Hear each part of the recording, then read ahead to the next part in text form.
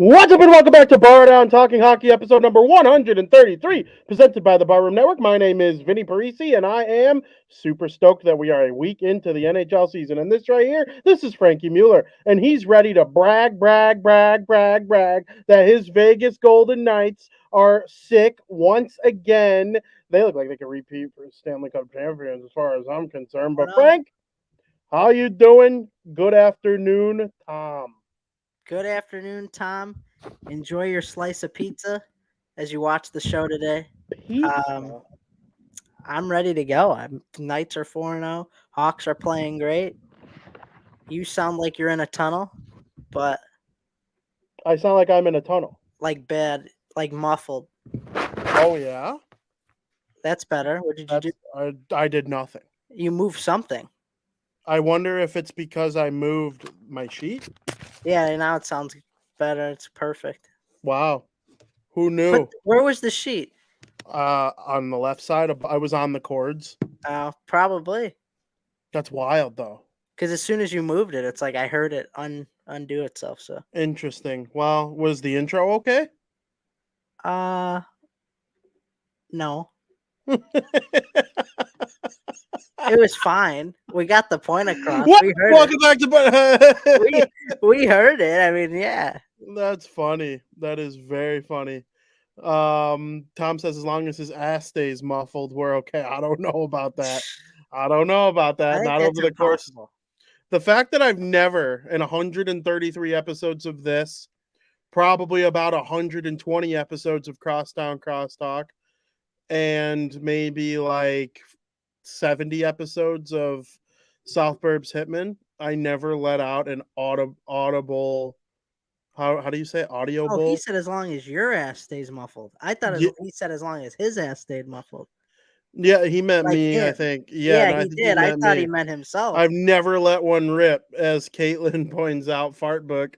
I've recently started the journey of Letterkenny, which is a very funny comedy that can be found on various different platforms. That's like a hockey show. Mm-hmm. And I like hockey and I like funny. Very much up a guy like Tom's alley, Letterkenny. It's not violent. It's not, horny or anything like that. It's literally just like a comedic, stupid, funny type of It's not horny. show. Like there's nothing like truly vulgar about it so far. I think like the funniest episode so far was Fart Book.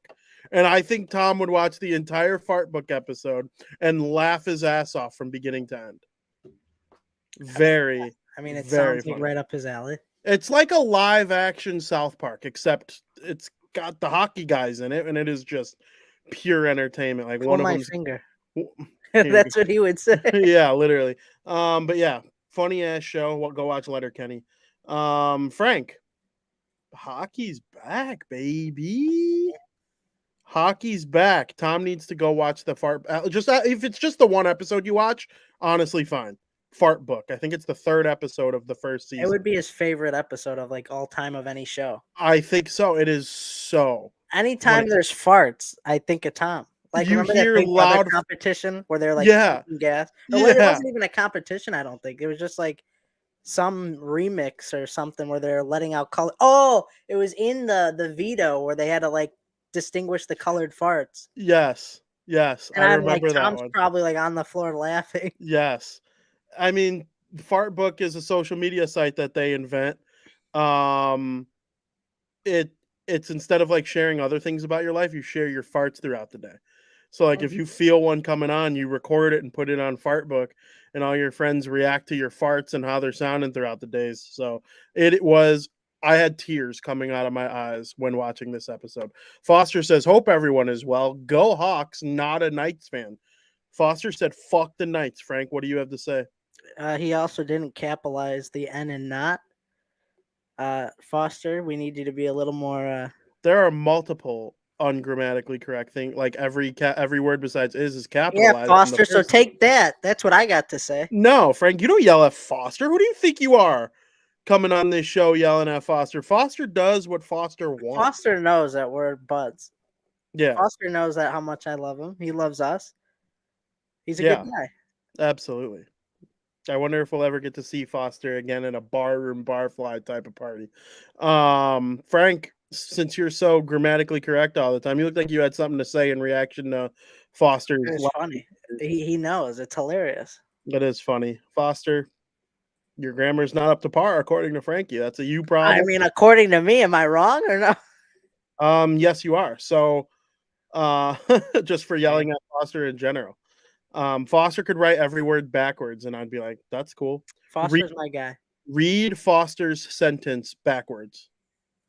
Which one? The one about hoping everyone's well. Fan nights, a not Hawks. Oh, code. see, I was thinking a different way. Or Naf. Oh. I don't want to say anything that's inappropriate by spelling certain words backwards. Frank, we have hockey to talk about. Okay. We're going to talk about hockey. Oh my God, Frankie doesn't even want to be here right now. We're going to talk about hockey in period number 1.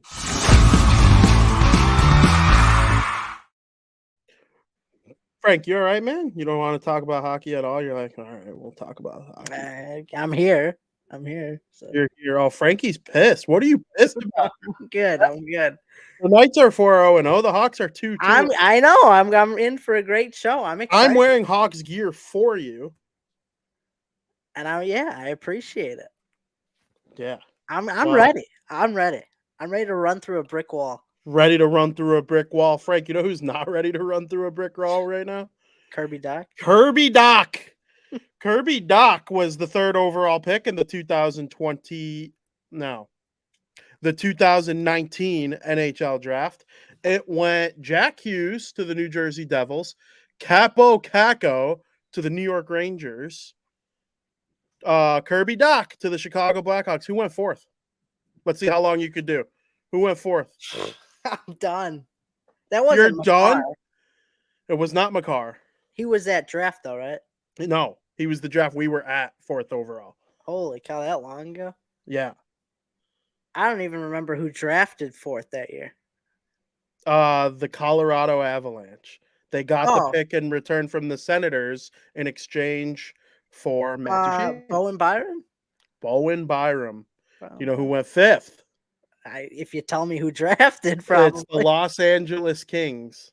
Is it I don't know. You don't remember Alex Turcotte going 5th overall? Know who he is. I wouldn't have guessed him. All right. Well, how about number 6? He's currently the number 1 defenseman on the Detroit Red Wings. Is it Moritz Seider? It was Moritz Seider, wildly overdrafted, and in a lot of people's opinion. And I honestly think if that draft were redone, he would probably go 2nd or 3rd. He would even go above the defenseman that I was super pissed that the Blackhawks didn't draft, which was Bowen Byram. Cousins went 7th to the Sabres. Broberg went 8th to the Edmonton Oilers. Zegras 9th to the Ducks. And Podkolzin 10th to the Vancouver Canucks. Tom wanted Bowen Byram for the Hawks. No, I wanted Bowen Byram. We battled. He wanted Cousins. Oh, yeah. He wanted Dylan Cousins. Yeah. We battled back and forth. We both were right. He was more right. Both would have been better than Doc. Doc would probably still go top 10. Because even though what we're about to talk about with his injury, he's still a good player. Doc is a good player. He's not. Yeah.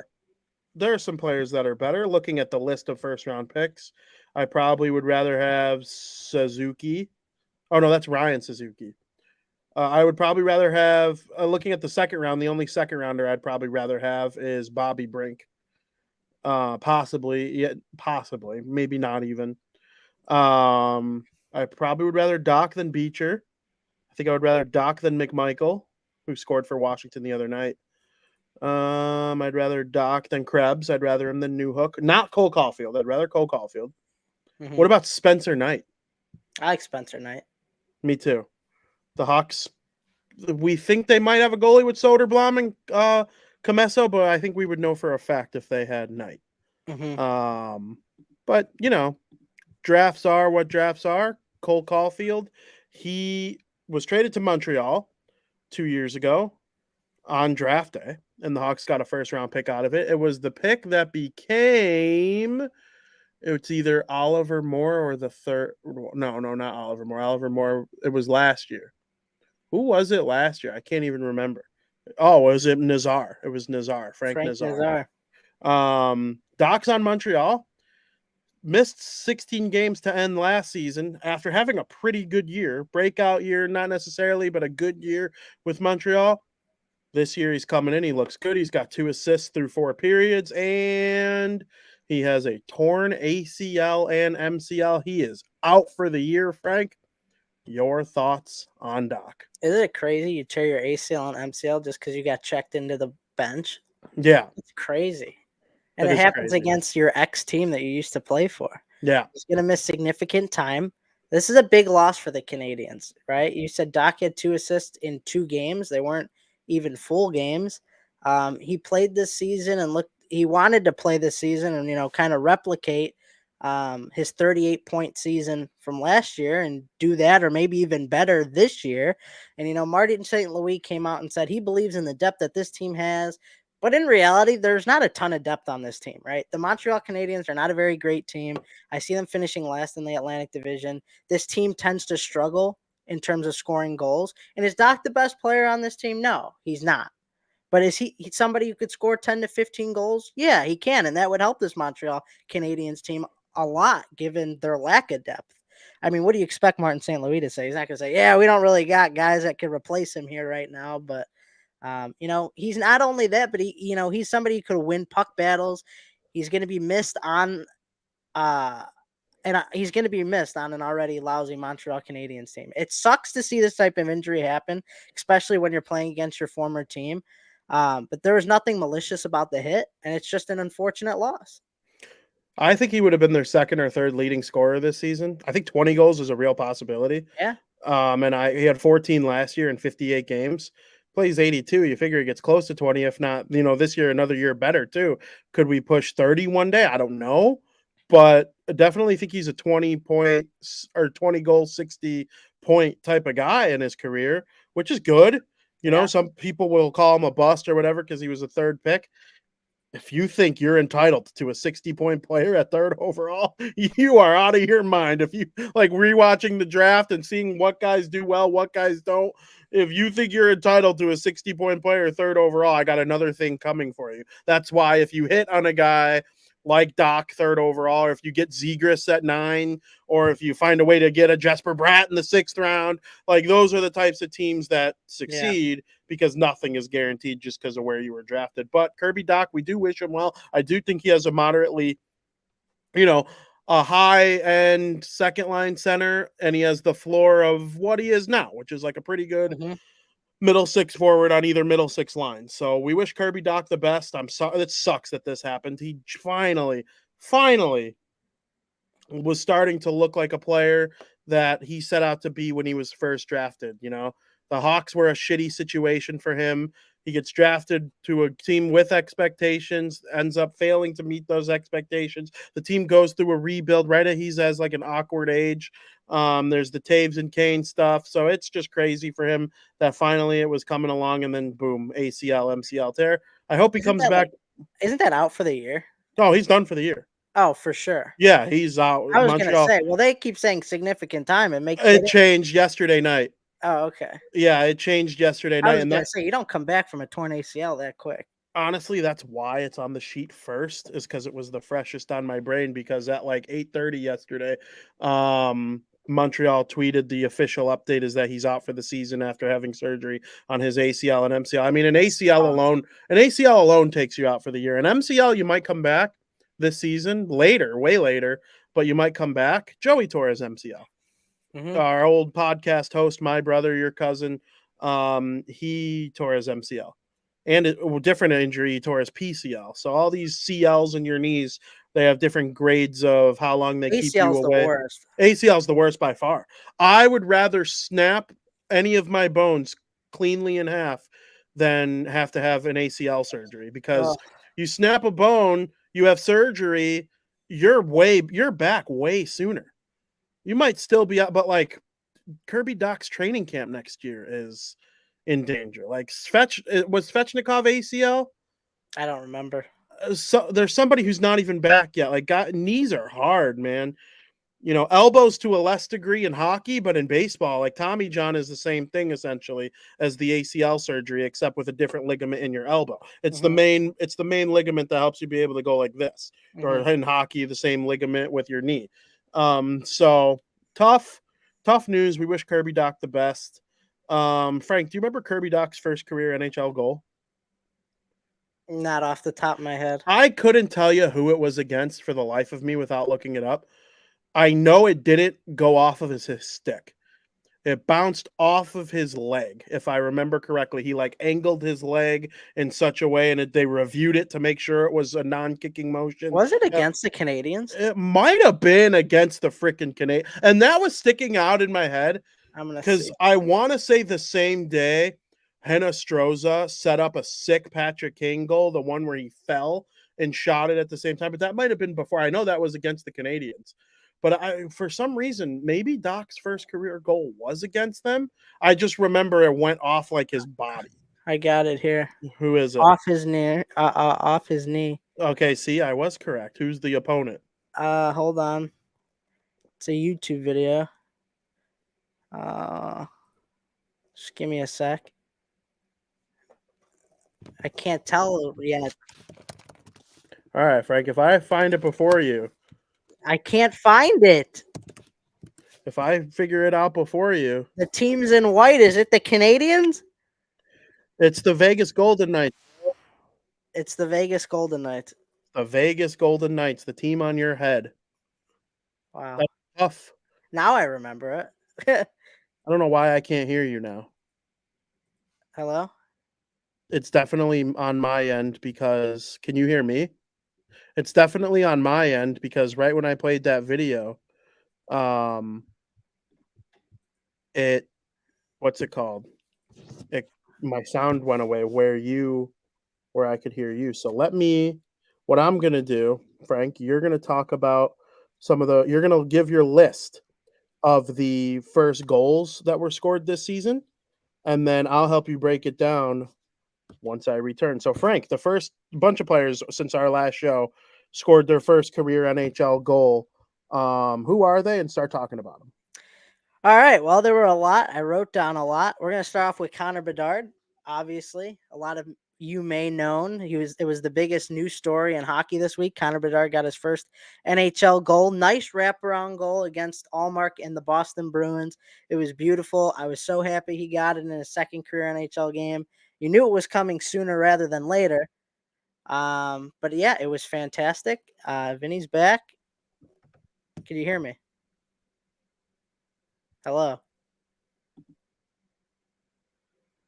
All right. No. We'll move on then until he figures out that he can hear me. Brock Faber for the Minnesota Wild. He had a nice shot from the blue line that beat Sergei Bobrovsky and the Florida Panthers. He had Braden Pahal got his first goal with the Vegas Golden Knights against the San Jose Sharks. David Jiricek, name that might be familiar for some, defenseman for the Blue Jackets, got his first of the season. 6th overall pick in the 2022 NHL entry draft, came against the Rangers. Could you hear me now, VP? It sounds like you can. If you missed it, I went over Bedard, Brock Faber, Braden Pahal, David Jiricek, Will Cooley got his first NHL goal against the Blue Jackets in the same game that Jiricek did, but it came in the third period. Marco Rossi for the Wild against the Maple Leafs. Matt Coronado got his first NHL goal for the Flames against the Penguins. Thomas Bordeleau got his first as a Shark against the Colorado Avalanche. And then there was a guy last night who got his first for the Vegas Golden Knights. I think that's it. I mean, I covered a lot. I probably missed some, maybe. I don't know, but that's a lot of firsts in the NHL so far this year. You had all of them that I had written down. I wanted to touch on Jiricek. Jiricek, in my opinion, if that 2022, and I know it's early to be redrafting a draft that's barely over a year old, but you're starting to see some patterns. And I think Jiricek would go higher than, did he go 6th? I think he'd go higher than 6th if the draft were redone today. I legitimately think Montreal would take Cooley, and then the Devils would go back and forth between Nemec and Jiricek. I like it'd be one of those two going second, and then the other would go third. Yeah, To great Arizona. player. So he could be one of the best defensemen in the NHL. I'm excited to see what becomes of him, but it was cool to see him score his first career NHL goal. He didn't even break camp with the team. He got called up because of Damon Severson's injury. Or not Damon Severson, excuse me, Zach Werenski. I know what you meant. Zach Werenski was put on the IL, and Jiricek got called up, scored a goal in his first career game. I want to touch on Marco Rossi as well. Give an extended talk on him, and we'll get to Connor Bedard's first career goal more extent when we talk about this first week of Blackhawks hockey. That's why we're kind of glossing over his first career NHL goal. But Rossi, this dude's unreal. Okay, I studied him hard in his draft year. It was 2020, and I wanted the Devils to take him at 7. And he was my guy. He was my draft crush. He was my Bowen Byram, the Hughes year, outside of Hughes, of course. Like, he was the guy for me. But I kept going back and forth. Do they take a center? Like, can they have 3 high-end centers? Would you move Hughes to the wing? I hated the idea of moving Hughes to the wing. Now you see why. So they skipped over Rossi. He ends up going to the Wild, who I cheer for pretty dear. The Wild are dear to my heart. They're not my number 1 team. They're not even really my number 2 or 3 team anymore, but I'll always have dear love for the Wild. And he goes there. Cool. COVID hits him. He probably had the worst case of COVID of anybody I've heard of that didn't die. Honestly, he had COVID so badly that he was like in the hospital I'm pretty sure he was like on ventilators and stuff. I could be wrong on that part, but he had it very, very badly, and it stunted his hockey development there for a minute. And now he's back. He was back last year, but it took him a minute to kind of like get back in the scheme of things. And now he looks like a player with the Minnesota Wild. So, and then the last one that I wanted to like go in a little bit of detail on out of all the ones you mentioned, Coronado. I mean, I wrote an article about this guy for Puck Pros because I'm so happy for him to make, we love our college hockey here on the show. Still learning about who's good and who's not in college hockey this year. But in the past, Coronado was part of a very good Harvard team. And wow, is he unreal seeing him make it to the Calgary Flames the way that he has and, made an impact. I just absolutely love to see it. I hope he scores a bunch of goals over the years. Should be a lot of fun to watch him, kind of branch out in this Calgary Flames team that we both kind of pegged to be like a playoff team coming into this year. Bounce back years from other players. Well, a guy like Coronado is going to need to contribute.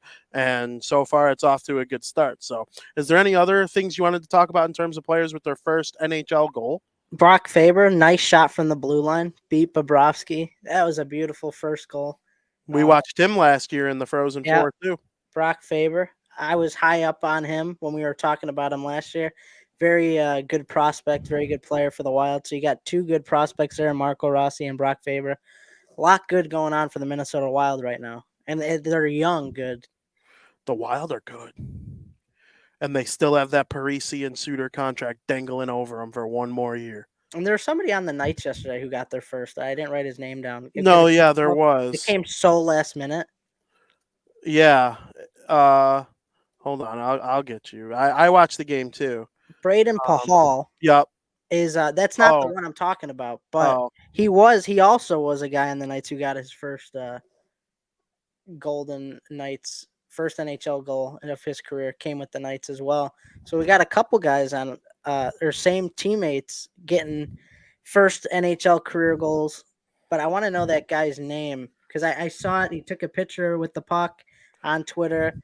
It was Caden Korczak. There you go. Yep. Yeah. So a lot of firsts going on in the NHL. A lot of teammates getting their first NHL goals with one another.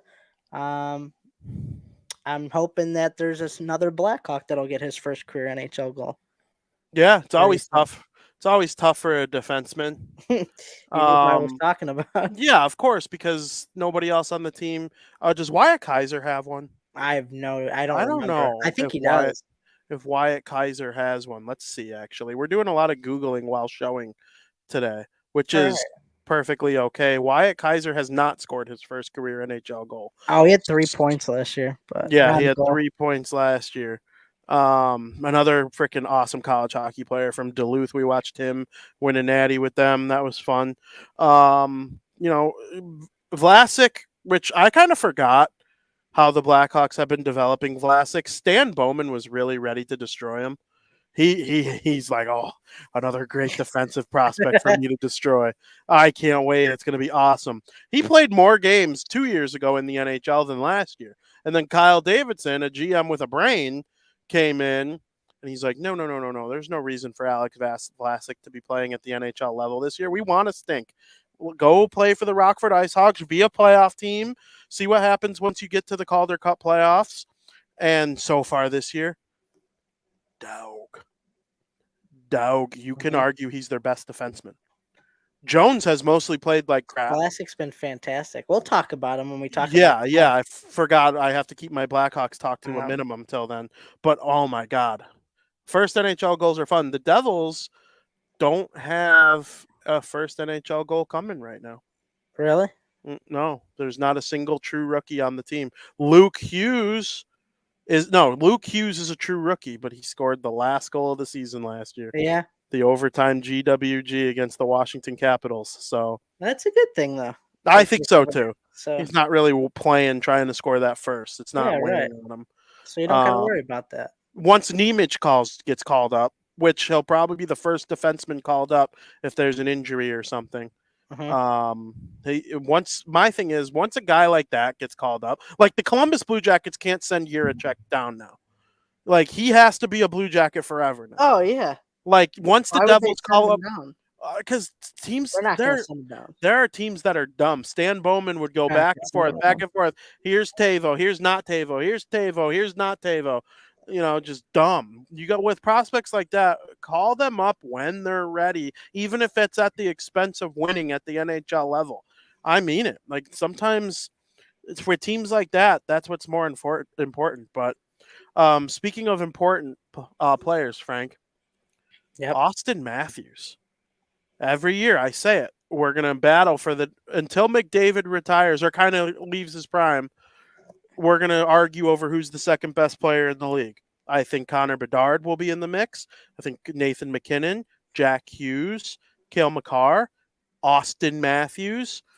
Austin Matthews has 6 goals through his first 3 games this season, thanks to back-to-back hat tricks in the first 2 games of the season for the Leafs.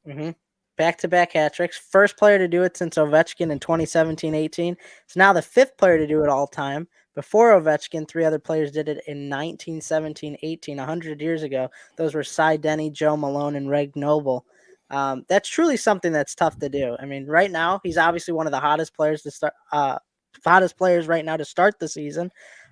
He's now got 9 career hat tricks, which is great because some players don't even get 1 hat trick in their career. And even if you're a very good player, you don't always get hat tricks. How many do you think he had last year? 3. 0. Did he really? 0. See, there you go. I remember it took Kane forever to get a hat trick. Yep. So let alone have 9 career hat tricks in your career, that's pretty good. He had a great offseason. So from what I've heard, he looked great in the offseason. He knows what he's capable of. He knows that he could play at an elite level every night. And he looks like he's the most dangerous player in the NHL right now, in all honesty. Right now, I'm more nervous of Matthews than I am McDavid.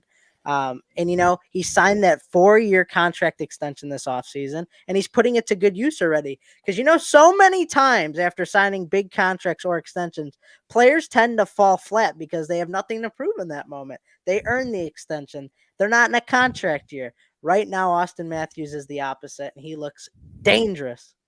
He certainly does look dangerous. Now, I do right now think he's the second best player in the league. I probably would have agreed with you if I didn't see that McDavid goal versus Nashville last night. I'm like, nobody in the NHL is doing that besides McDusty. I'm just telling you, that was freaking salt and pepper right there. I love to see that. But Matthews, man, last year he came in with a wrist injury. Remember, he hurt his wrist in the preseason. It took him 6 games to score his first. Yep. Now he has 6 goals after 3. He scored 40, like kind of accidentally last year, like injured Mhm. less than himself. Austin Matthews scored 40, which means he has 100 in the past 2 seasons because he had 60 the year before. Mhm. The first of his 6 goals so far this season was the 300th in his NHL career, and it only took him 9 fewer games than it did Alexander Ovechkin to reach 300 career goals. I legitimately, if healthy, think that Matthews can be a 700 goal guy. He could push 800, and then if everything goes right for him, he could try to challenge Wayne Gretzky, Alexander Ovechkin, with the high 8s. But that requires 20 years of health and whatnot. That's hard to predict. But I think 700, like 600 gets you to the Hall of Fame. I think he's halfway there already, and he's 24 or 25, whatever. I'm happy for Matthews. It's good. It looks like he's back. It looks like he's healthy. It looks like he's back to being the second best player in the league. I don't think 70 goals is out of the realm of possibility for like 3 or 4 guys in the league right now. Matthews is one of them. I asked Tom, I said, do you think he gets 50 this year? He said 42. And I kind of agree with him, I think. Nah. I think not if healthy. If healthy, fully healthy. Yeah, I do. I think we're going to see a step back. No shit. I don't know. I kind of agree with him. Hello? Are you here? I'm here. You're like lagging. Am I still? Yeah. Well, talk about your I don't know. Take. It's not a take. I mean, I said, you think he gets 50? And he's like, yeah, I think 42. 40 for sure, but 42. I said, that's not a bad idea. Some people start off really hot and then kind of falter a little bit. I mean, Ovechkin's still on pace for 4 goals for Christmas, so we're right there. Glad he doesn't have a point right now. I didn't say anything about points. No, I know. But I'm just saying I'm glad that Ovechkin doesn't have a point. Yeah, I'm sure you are. That's fine. You're a freaking hater. You and Tom are haters. Austin Matthews is going to have, if fully healthy, he's going to have 42 goals. He's already got 6. You think he's scoring 30-something the rest of the way? That'd be a lot. No, it wouldn't. If he had not for him. Goals, there are different expectations for different people. Austin Matthews will have had a very disappointing season if he ends with 42 goals. Jack Hughes had 43 last year. Matthews is the best goal scorer in the NHL. I'm not saying it's going to happen, but I could see it happening. I think he has a better chance to get 70 than 40. He's getting 40 for sure. If this is all if healthy. Last year he scored 40 and he couldn't move his wrist. There were a lot of banking goals, a lot of tip-ins. That shot is back, dude. I know. And that's the difference between Matthews having a 1-goal game and a 3-goal game.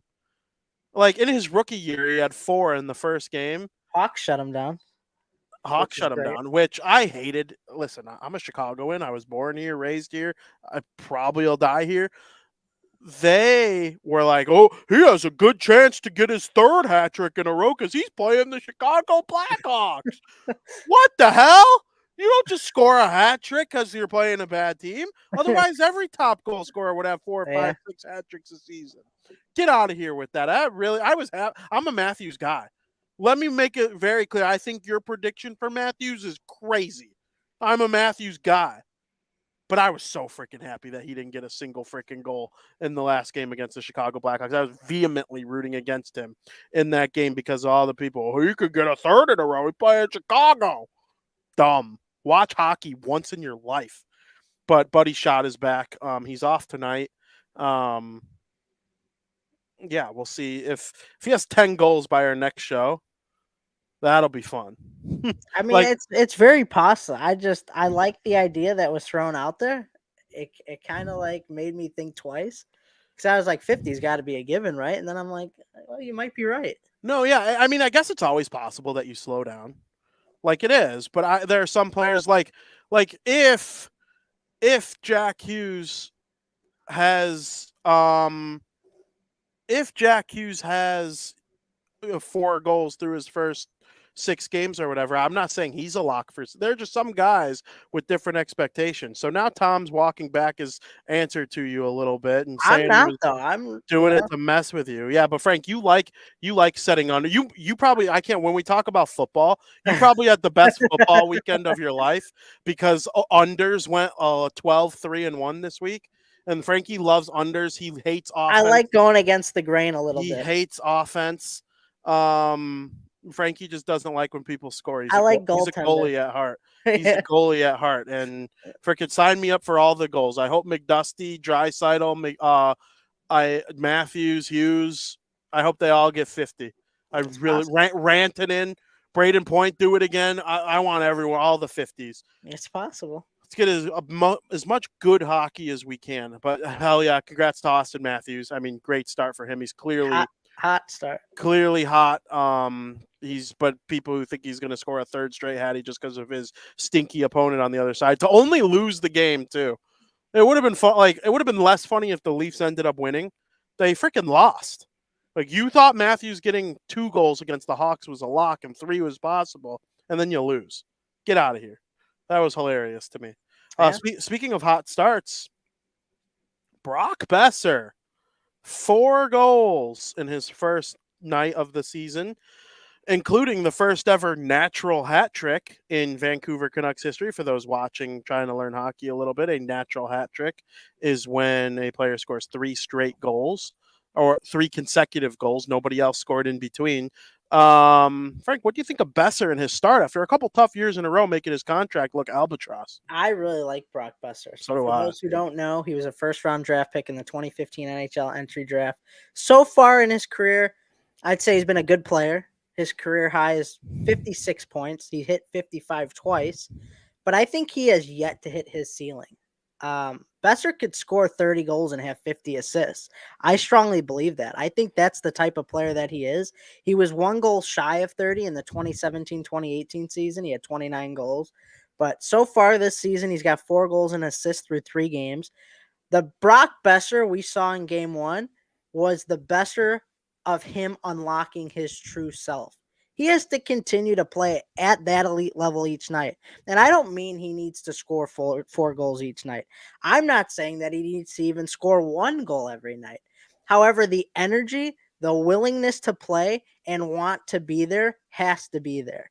Despite this team being on the downswing the past couple of years, there's a talented group of guys on this roster that can help him out and help one another out. You got Elias Pettersson, JT Miller, Quinn Hughes. These are guys that could help Brock Besser unlock some of that true potential that we saw in the first game. He's a valuable asset to the team, and other teams would kill at the chance to pick them up on their team. So great start for Brock Besser. I still don't think we've seen the true Brock Besser that he's capable of, but it could be coming. Yeah, I'm a big Brock Besser fan. When I first started getting into college hockey, I told you the story about how I watched the Bean Pot at ECC in the gamer section. Brock Besser was on North Dakota during those times. And he was already a Vancouver draft pick, Minnesota-born kid, about to play for the Canucks one day. It was awesome. And when he came into the league, he kind of was, guns a-blazing. He was awesome, and he earned the contract that he was given. And then he started to fall off a little bit. He couldn't stay fully healthy all the time. But now I'm happy to see that he's off to another pretty good start this year. Has he scored since? Nope. He has 4 goals on the year. Yeah, he's got 4 goals. He got an assist, though, in the second game. Yeah. If Brock Besser can be a 20-goal man. And, I think he could be a 30-goal man. I really do. Oh, he would have to prove to me that he could get back there. He hasn't been back there.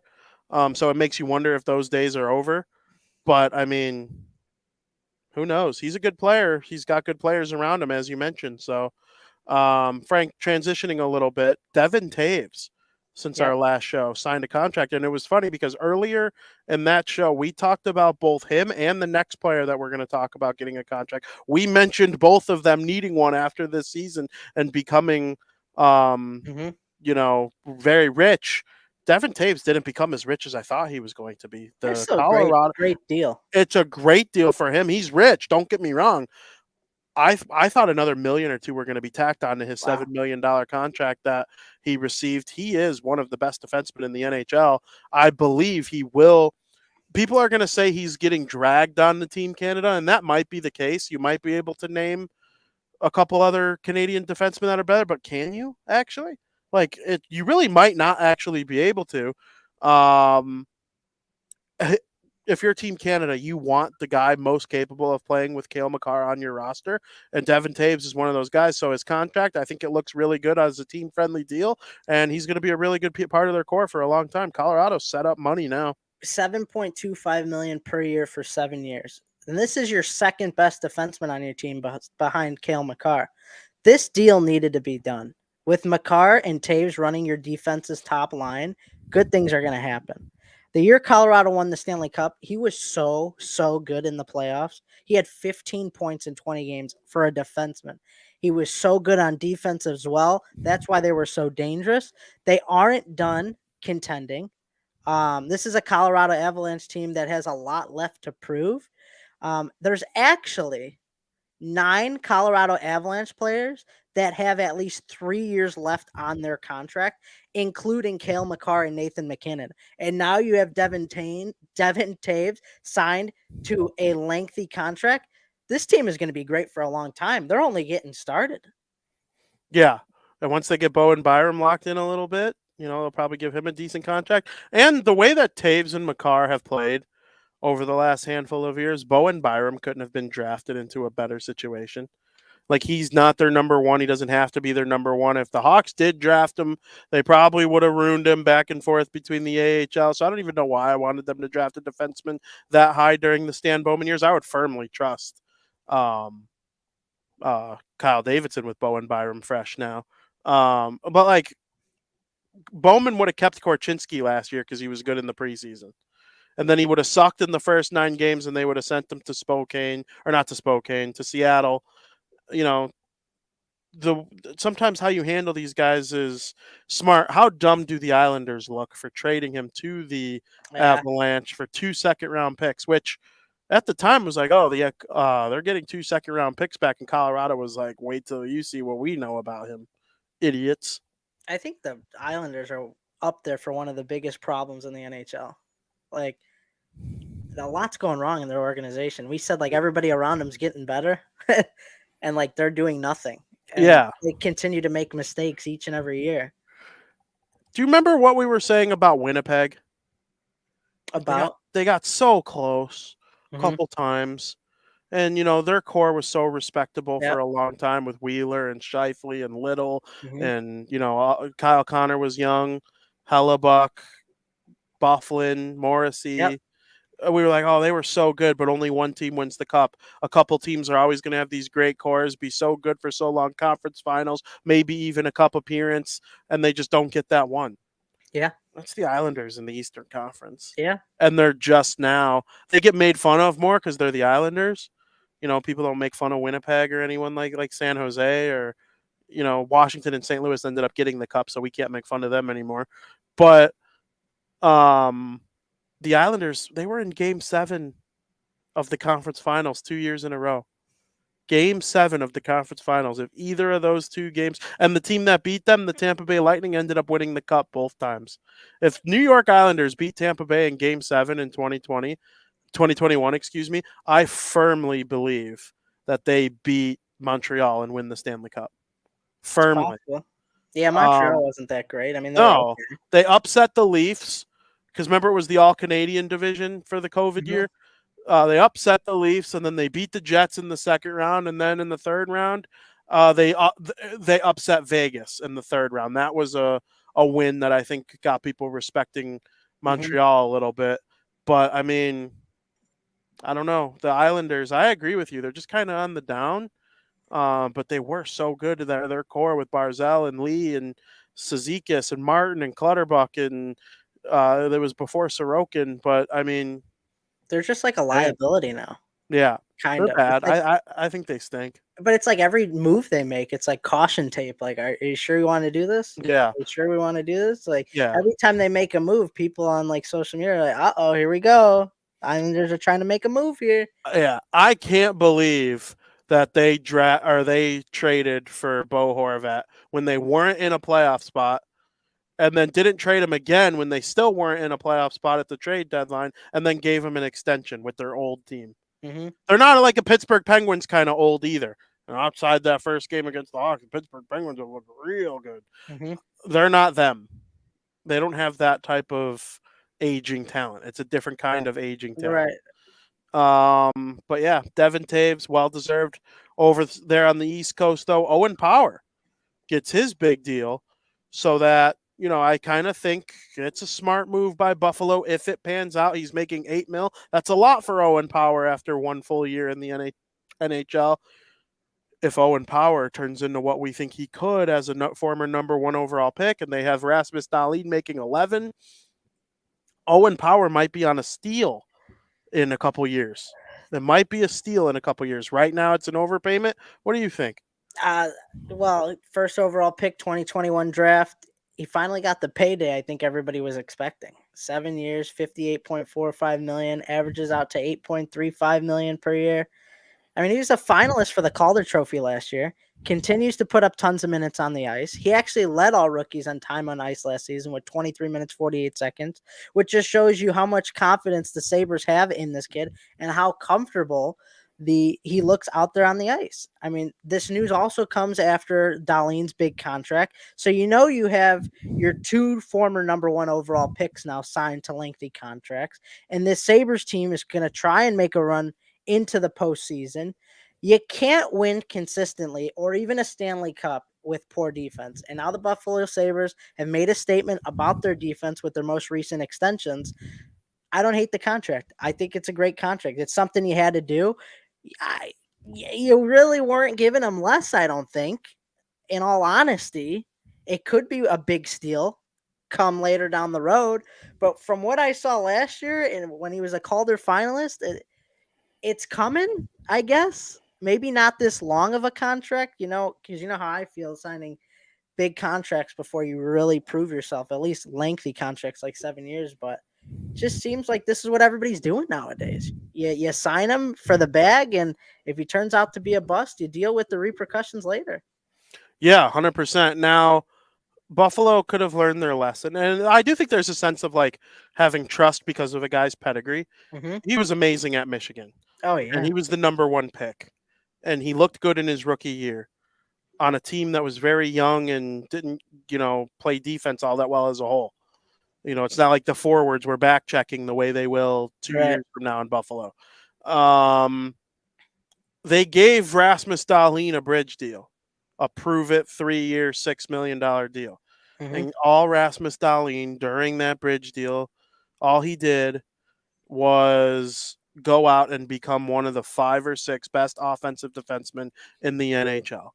And that cost Buffalo $11 million per. So instead of that, instead of having that, bridge deal for Power with the chance of him becoming a $10-11 million player during it, they have a couple of his RFA years or UFA years locked up here at this nice number. The Devils did it with Hischier and Hughes. It worked out for them. They're forwards as opposed to defensemen, so it's a little different. But, I mean, sometimes you take those risks. Who has it burned, with these young players? There are a couple teams that it's burned, there are a couple young players that I think are a tad bit overpaid. But, for the most part, a lot of them really do turn out to be really good. So, congrats to Owen Power. What's your question? What was the Dahlin bridge deal? How many years was that? 2 or 3, I think. Do you see a world where they would have signed Owen Power to a 2-year deal for a little? Obviously, you give him a little pay increase, but yeah, he probably would be like a $6 million 2-year deal. Yeah, no, I don't because of the Dahlin thing. And not only that, but because of the situation the Sabres are in. I feel like this is all or nothing right now with the Sabres core. Yeah. If they don't win with this core. I mean, yeah, Tage Thompson's young. Dahlin's young. Owen Power's young. Even some of their veterans like Alex Tuck, he's on the younger side. Skinner is not old. I'm pretty sure Skinner was the 3rd overall pick in the Taylor versus Tyler draft. Mm-hmm. When Hall went 1 to Edmonton and Sagan 2 to the Bruins. I think Skinner went 3 to Carolina, I think. In 5, let's say they won the cup in 5 years, right? They made this magical run. They won a cup in 5 years. Not surprised. This team's not going to look very different than it does now. No. Not in terms of the core. No, not in terms of the core. There'll be little pieces here and there, obviously. Some veterans coming from other teams, right? You don't know who's ending on a contract that they want to come and play at the trade deadline for the Sabres or whatnot. But this team, for the most part, is going to look very similar. And I think they wanted to get Owen Power locked in there just in case. Yes. Because if you put him on a bridge deal for $6 million, and let's say he turns out to be the fourth best defenseman this year, third best defenseman, what do you do after the bridge deal? Are you giving him $8.35 million per year? Or are you giving him 9 or 10? Yeah, 100%. That I agree with you completely. I think that's more likely to happen than him stink. Right. That's what I agree. So I think that's why they did it ultimately. But yeah, he's not as offensively gifted as Rasmus Dahlin. He can't dangle and shoot the way Dahlin can. Like, I think Dahlin can get himself into like Erik Karlsson offensive territory. I really do. But I could see Owen Power being like Drew Doughty. Oh, yeah. I mean, he's got the minutes for it, too. He's out there all the time. Oh, yeah. 23 minutes and 48 seconds average as a rookie last year. That's only going to get bigger. If you were a Buffalo Sabres fan and Dahlin is becoming what he's becoming, a Cale Makar, not necessarily Cale Makar in terms of his two-way, but offensively, a Cale Makar or Erik Karlsson type offensive player, would you sign on the dotted line right now for Owen Powers to reach the ceiling that Ryan Suter reached? Absolutely. Ryan Suter was incredible in his prime.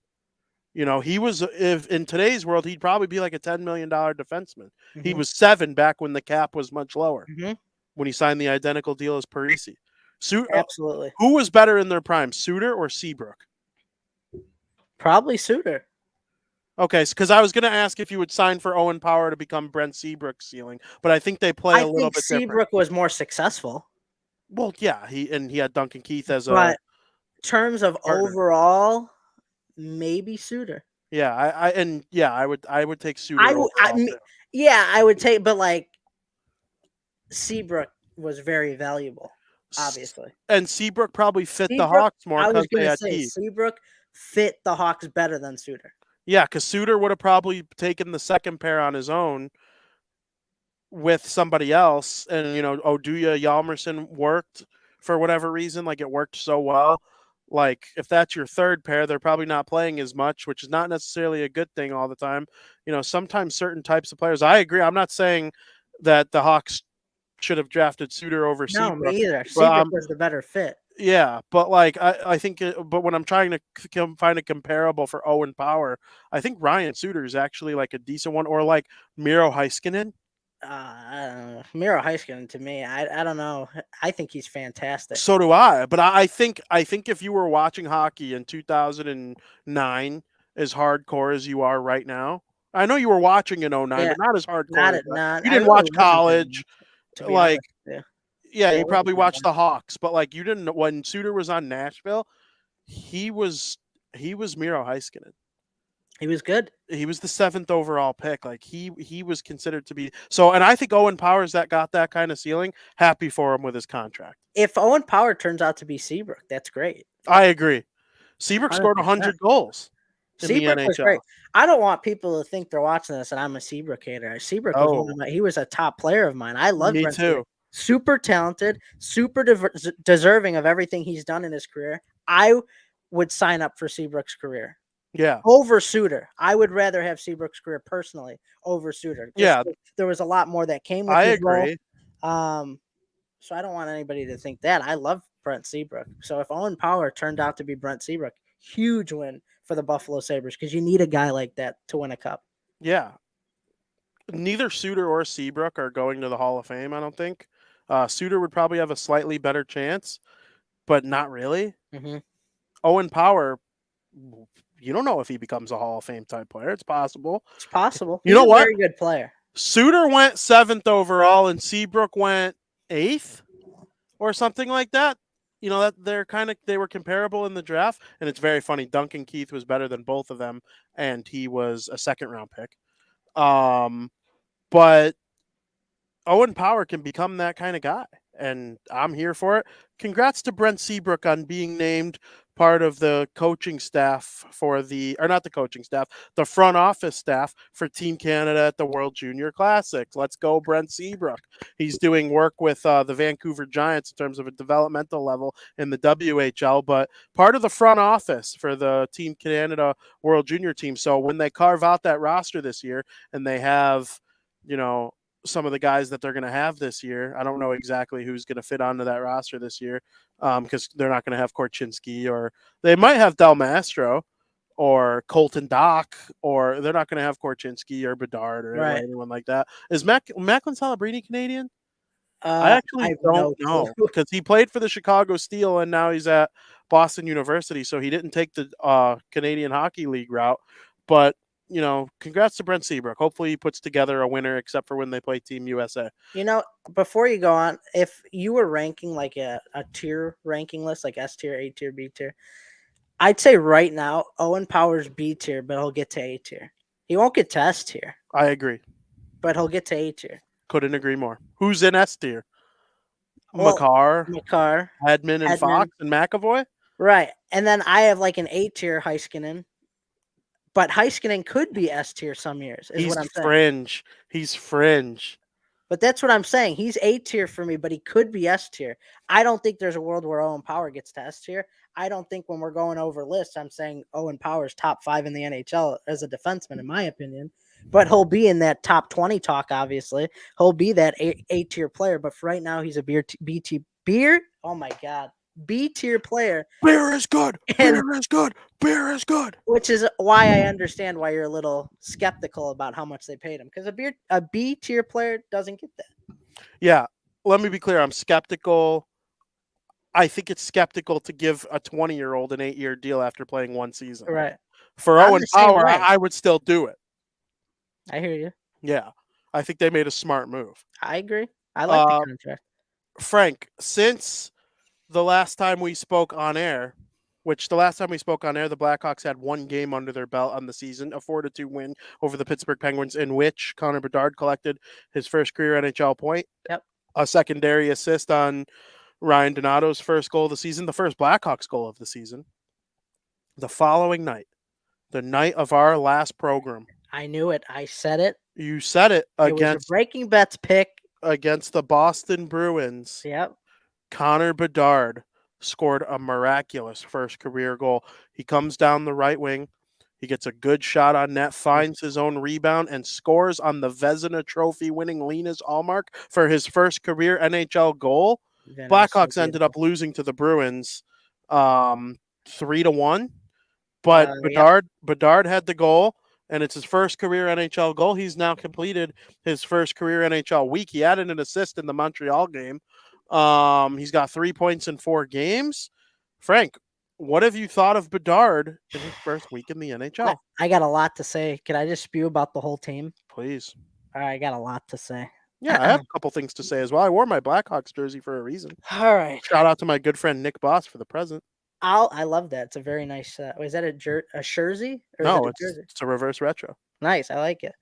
I got a lot to say. I'll start off with Connor Bedard. He had a great week. I love how much confidence he has out there on the ice. He had a 3-game point streak to start the season. He had 1 goal, 2 assists. Ended, obviously, in game 4. But through 4 games, he's got 3 points. Great. The pressure doesn't seem to be bothering him. He averages 5 shots on goal per game. As a rookie, tremendous. Your best player, you want to see that out of his guys. Got 20 shots through 4 games. I love that. Keep shooting the puck, kid. You're hungry every night. He's not afraid to shoot the puck. And like I said, every time he's out there on the ice, he wants to score a goal. He's hungry for a goal. He entered, we didn't talk about this on Wednesday show last week, but he entered this first ever warmups without a helmet, took the $2,500 fine. He's having fun. He had the flow going. And that's all that matters right now. Bedard's NHL debut attracted 1.43 million average viewers on ESPN, the most ever for an NHL regular season game on cable, excluding the Winter Classic. He's making lots of headlines, just like I thought he would, and he will do so all season long. Love what he's doing. Congrats, Connor Bedard, on your first week in the NHL. Hats off to you. You look great. I know there's a lot of people who have higher expectations for you. Maybe you had 3 goals. A lot of people were expecting through your first week. I think you're doing fantastic. Keep it up, kid. Kevin Korchinski got his first NHL point on the first power play goal of the season for the Blackhawks the other night against the Maple Leafs. I love what I'm seeing from Kevin Korchinski. I love what I'm seeing from Alex Vlasic. He's slowly developing into what the Hawks were hoping for. Vlasic had that beautiful long stretch pass to Corey Perry for the breakaway that led to the goal. That, to be honest, and it's a small sample size, that was one of Alex Vlasic's best games to date with the Blackhawks. We are watching young players develop tremendously right under our noses, and it's great. I love what I'm witnessing. I love what I'm seeing from this defense. A lot of question marks come in about this defense because they're so young, but they got a very valuable, talented, young defensive core building right now, and we're witnessing that. Love what I saw from Alex Vlasic. Veterans looked great, especially in their 4th game. Those were some of my takeaways. My honest opinion right now about the Blackhawks is you couldn't have put together a better team for these young players to develop around. I think you got the right pieces. You got the right veterans here, teaching them the ins and outs of what to do that they don't know yet because they don't got that experience. And I really, truly believe you couldn't have built a better team around these guys to develop right now. So far, power play looks horrendous, really stinky. Kind of expected that with all the young guys on your team. You're putting them into these high pressure situations. You're not really going to be that powerhouse power play scoring team that you thought they, could be. I mean, you got Taylor Hall, Corey Perry, Bedard on the power play, but Seth Jones, it's not clicking right now. And, it's something I kind of expect. Faceoffs have been horrendous. That really does need to change because it's annoying. Like when you're down on a power play 20 seconds and you need to score a goal and can't win a faceoff, you lose a faceoff, the game's over. Well, or especially in this past game against the Maple Leafs, they pull the goalie, you're at center ice, you want to win the faceoff, you can't win the faceoff, Leafs get it in your own end, and it's hurting you. So I need to see a big uptick for that. I mean, at one point the Maple Leafs had 85% of faceoff wins, which is just, come on. I mean, that's just ridiculous. But other than that, goaltending has been surprisingly strong. I like what I've seen out of both goaltenders. Blackhawks couldn't ask for a better start from both their goaltenders. Soderblom's looked good. Mrazek's looked good. I think they've each played 2 games and each had an off game, but each had a really good game as well. They couldn't have asked for a better start for the season, to be honest with you. And I love what I've seen so far. I agree with everything you said. It's just been fun. They're a fun team to watch. I love what Perry, Foligno, and Hall have brought to the table in terms of leadership. Hall came back way sooner than expected. Don't tell me week to week and he comes back after a game. Yeah, well, get out of here. They feared week to week. I know. They feared it. And so credit to Hall. I think it's a good, sign because Hall's been injury prone in his career from time to time. So glad that he's back. What Foligno and Perry have done on the 4th line with Dickinson is awesome. Mm-hmm. They're like a legit line that teams don't want to play against. And Revo and Perry are chirping each other online now after the Maple Leafs Blackhawks game. Perry hates Revo. Revo hates Perry. Awesome stuff to see. I read a tweet from Mark Lazarus right before the show that I wanted to bring up.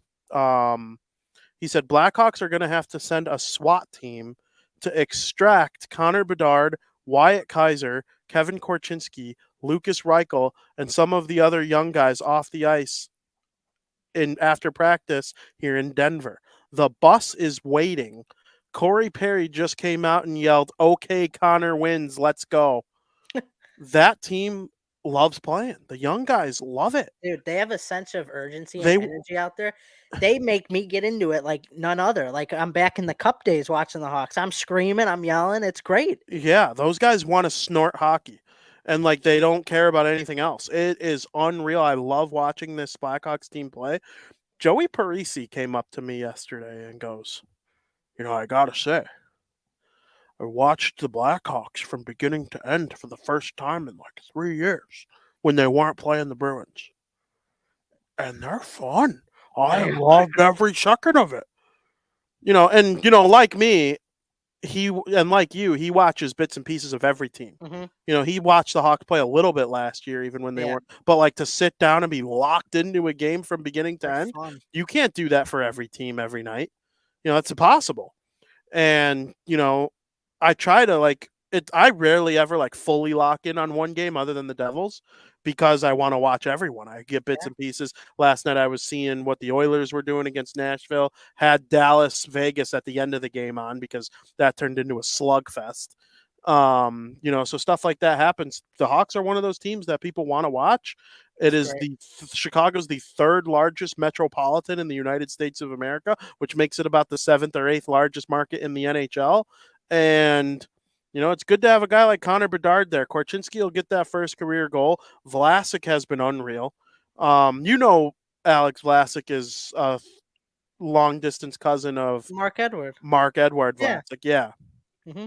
Great defenseman. I'd sign up for Owen Power. That's like his floor. I mean, their defense needs more pieces, but they look great from what I've seen. I mean, they're developing great. I love Korchinski. Yeah, Korchinski's a dog. Honestly, dude, where would Korchinski go in a redraft? He's the third best defenseman in the draft. And he was drafted high. He was 7th overall. Yeah. Does he go 5? I would rather him than Slavkovsky.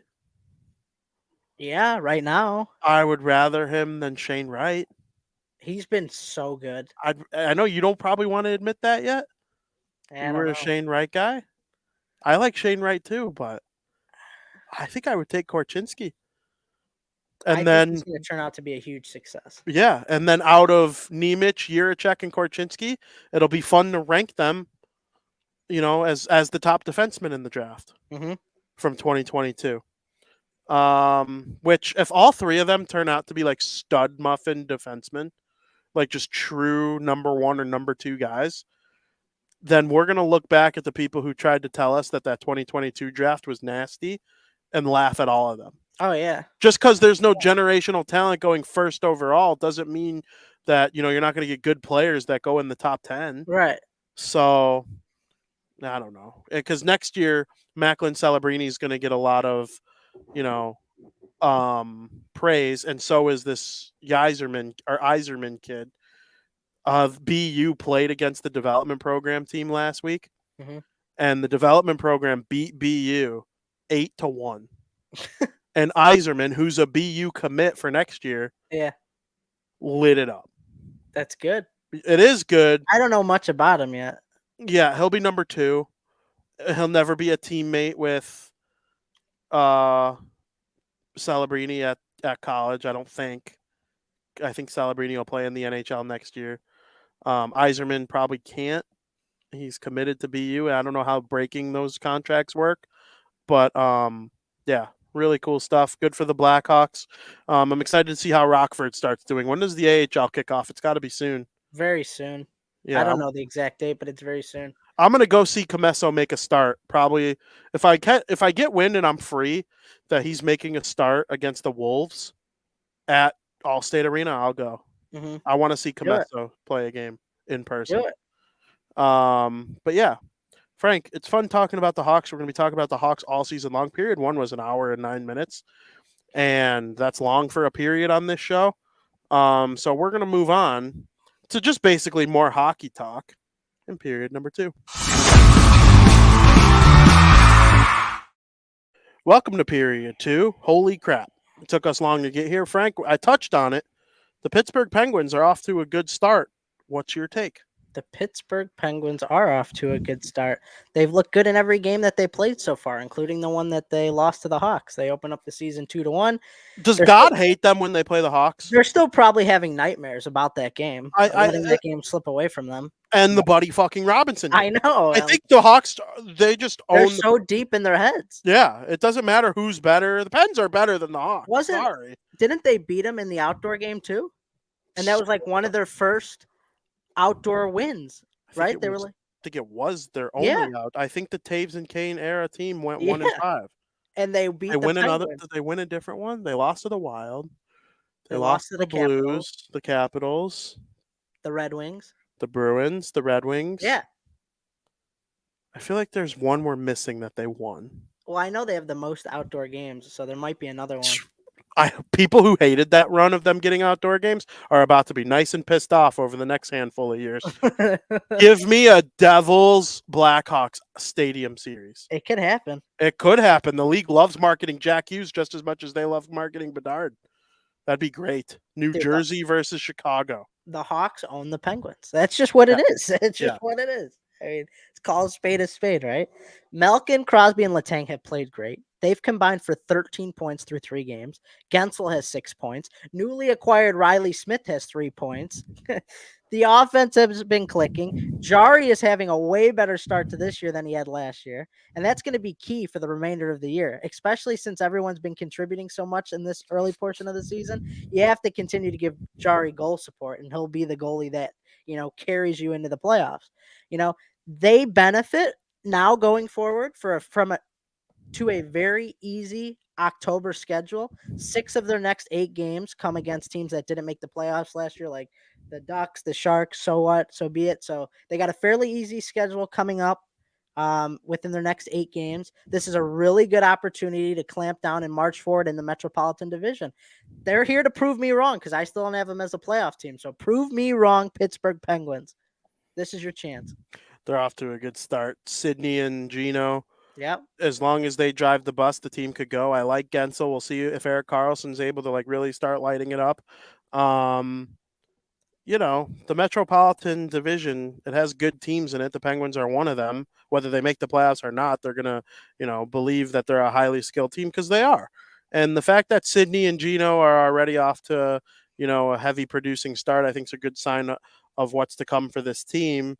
I think they're going to win a fair amount of games this year. I know they're old, but they're old and elite still. I have no reason to not trust Sidney Crosby and Evgeny Malkin and what they've done so far in their career. And we're going to get to a little bit more detail on Malkin in a couple minutes here with something. But I am happy with how they've started so far. I can't believe the one team they decided to be cursed against is the Chicago Blackhawks. We were robbed. We were robbed of a Blackhawks Penguins Stanley Cup final. That's what I said last week. Yeah. I said that last week. Yeah. We were robbed. How did they never match up? We got Blackhawks Flyers, Blackhawks Lightning, Blackhawks Bruins. No Blackhawks Penguins. But they did face each other in the Stanley Cup back in the 90s when the Hawks got swept. Yep. So, Mario Lemieux. Jaromir Jagr. That generation didn't get screwed out of Blackhawks Penguins, but we did. Who did the Penguins beat in the other cup? They won back-to-back cups. Impress me. I'm not going to be able to. The team that they played against no longer lives where they did at that time. Is it the Thrashers? Nope. Was it the Hartford Whalers? Nope. It's one of those types of teams, though. They still exist today, but at a different location. Nordiques? Nope. I don't know. The Minnesota North Stars lost to the Pittsburgh Penguins in the Stanley Cup final back-to-back year with the Blackhawks. Yeah. Now the Dallas Stars.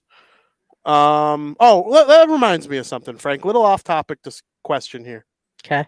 Who has the right to wear Minnesota North Stars throwback equipment, the Wild or the Stars, in your opinion? Who has the right to wear Minnesota North Stars? Yeah. That's a deep question, and I see both sides. Just give me a second. I'm coming to an answer. And there's a reason I'm asking you this. I'd have to say, honestly, the Minnesota Wild. Thank you. Because they're from Minnesota. Dallas Stars, just because they're called the Stars, I'd have to go the Minnesota Wild.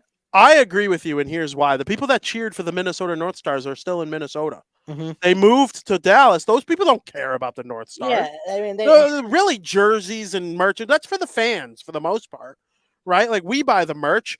The 2000 whatever Minnesota Wild, their great grandparents were going to have been North Stars fans, and nobody in Dallas was watching hockey pre them getting there. Skoke says Wild, Tom says Dallas. It's always going to be a varying opinion. The reason I think this, and the reason what made me think of it. However, I have a take, but I'll let you go. No, go ahead with your take. I could see why people think it's the Dallas Stars. It's their organization. Exactly. But and in that sense, you could flip me. You could flip me either way, to be honest with you. That's not what's important in my opinion. What's important in hockey is tradition and fans and loving the game and trying to get many people as we can to love hockey. Why would the Dallas Stars want to wear Minnesota North Star stuff? That just makes it doesn't calculate in my brain. Right. Minnesota Wild are changing their colors for one of their jerseys to the North Stars colors on the Wild logo that's coming out this season. Right. That's that franchise belonged to that area. That's their demographic, the North Stars fans. The reason they were called the North Stars was because you can see the North Star from Minnesota. So it belongs to that area, but it belongs to the Dallas franchise. It's like split. Goals, assists, points, hits, face-offs, that all belongs to the Dallas Stars. Right. Mike Modano was part of that franchise. Right. He's not part of Minnesota Wild franchise. Right. Marion Gaborik was the Wild. I'm trying. Winnipeg. Mark Scheifele is an Atlanta Thrasher, like draft pick. Right. Dustin Buffalo. They didn't play for Teemu Solani's Jets. Teemu Solani's Jets are in Arizona. Those records belong to Arizona. The all-time leading scorer in Arizona Coyotes history is somebody that never played. That I agree with. Stats travel with the team. Correct. Jerseys and lore and all that sticks with the area for me. I agree. I lean in favor of the Wild in that case. The reason I'm asking is the Tennessee Titans are going to wear Houston Oilers jerseys later this season, and I think that is the stupidest thing I've ever heard. You think Houston should do that? The Houston Oilers belong to Texans fans. In terms of jerseys, the all-time leading passer or whatever, that's the Titans franchise. See, I'm so torn because I think stuff like that's so cool. Like to go back to like retro jerseys that you used to be like. If you used to wear them, like it would be cool. Like if the Jets wore Thrasher stuff, but they're not the Thrashers. Like I get what you're saying. Like I'm cool with it without an Atlanta team. Oh, you're saying if Atlanta came back? If Atlanta came back, I better not see the Thrashers being worn by Winnipeg. When the Houston you mark my words, when the Tennessee Titans wear their Houston Oilers jerseys, there's going to be more backlash this season. It's already announced, but once it's on people's TV and there's another Houston team in the NFL that I hear what you're saying, and you're not there, I don't know. I'm just not a fan. I'm torn now. I'm not a fan of it. I'm leaning more towards in favor of the Wild in that situation. Yeah, like the Dallas Stars, they but should it's be but Stars. But when I think of the North Stars, I do think of the Dallas Stars. Me too. I don't think of the Minnesota Wild, like obviously because that was their franchise, that was their organization. Yes. Remember when the Blackhawks played the Wild outside? I was there, the University of Minnesota. Yep. The Wild won 6-1, I think. Mm-hmm. I was there. And I was also there the day before at the alumni game. And it was the Blackhawks versus the Wild/North Star alumni. They got it right. They got it right that year.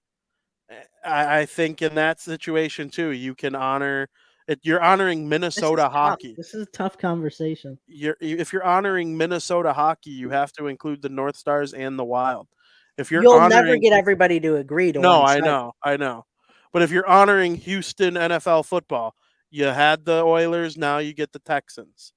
Like, I don't know. Very funny conversation that comes from... I feel like I could talk about this for hours. Yeah, which we're not going to let happen because we have to move on. It came from talking about the Pittsburgh Penguins because they played the Minnesota North Stars in the Stanley Cup Final. And then I saw earlier today while watching Pat McAfee that the Texans are wearing Houston Oilers jerseys soon, and it really pissed me off. I loved the Vikings throwback jerseys over the weekend. Or not the Vikings. The Vikings are coming soon. The Buccaneers with the creamsicle jerseys, those were so sweet. And the logo's so sweet. But I digress. The logo Frank reminds me of Harrison Ford. Yes, it does. It does. And I have a sweatshirt with that logo having Tom Brady's face. Yeah. Frank, Jack Hughes and the Devils, mediocre start, 1-1-1. Jack Hughes himself has looked really good. Jesper Bratt himself has looked really good. Need more from the Nico Heishers, Timo Myers, and Dawson Mercers of the world. Dougie Hamilton's been on fire. Tyler Toffoli's been a good fit. One loss was the shootout. Mm-hmm. Could go either way. And the other loss, they went down 4-0, came back and got the game to 4-3 and couldn't get the equalizing goal. What's up with the Devils? Well, I broke down the Hawks. I'll break down the Devils a bit too. So here's what I got from the Devils. Jack Hughes has been scintillating so far. 2 goals. Scintillating. Wow. 2 goals, 4 assists. Scintillating. Through 3 games. Devils are 1-1-1.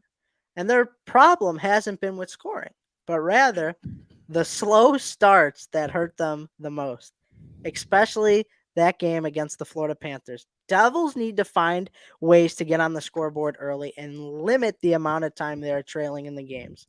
Not a lot of players are standing in front of the net to screen the goaltender. You got to make it hard on the goalies. These are NHL goalies. They're going to stop pucks that they could see so clearly. You didn't see anybody on the Devils stand in front of the net to try and screen Bobrovsky. It wasn't until later in the game that the Devils started to make these changes when it was just too late, right? This is a big problem for the Devils right now. They also have to stop taking too many penalties. They took 8 penalties against the Coyotes, 5 penalties against the Panthers.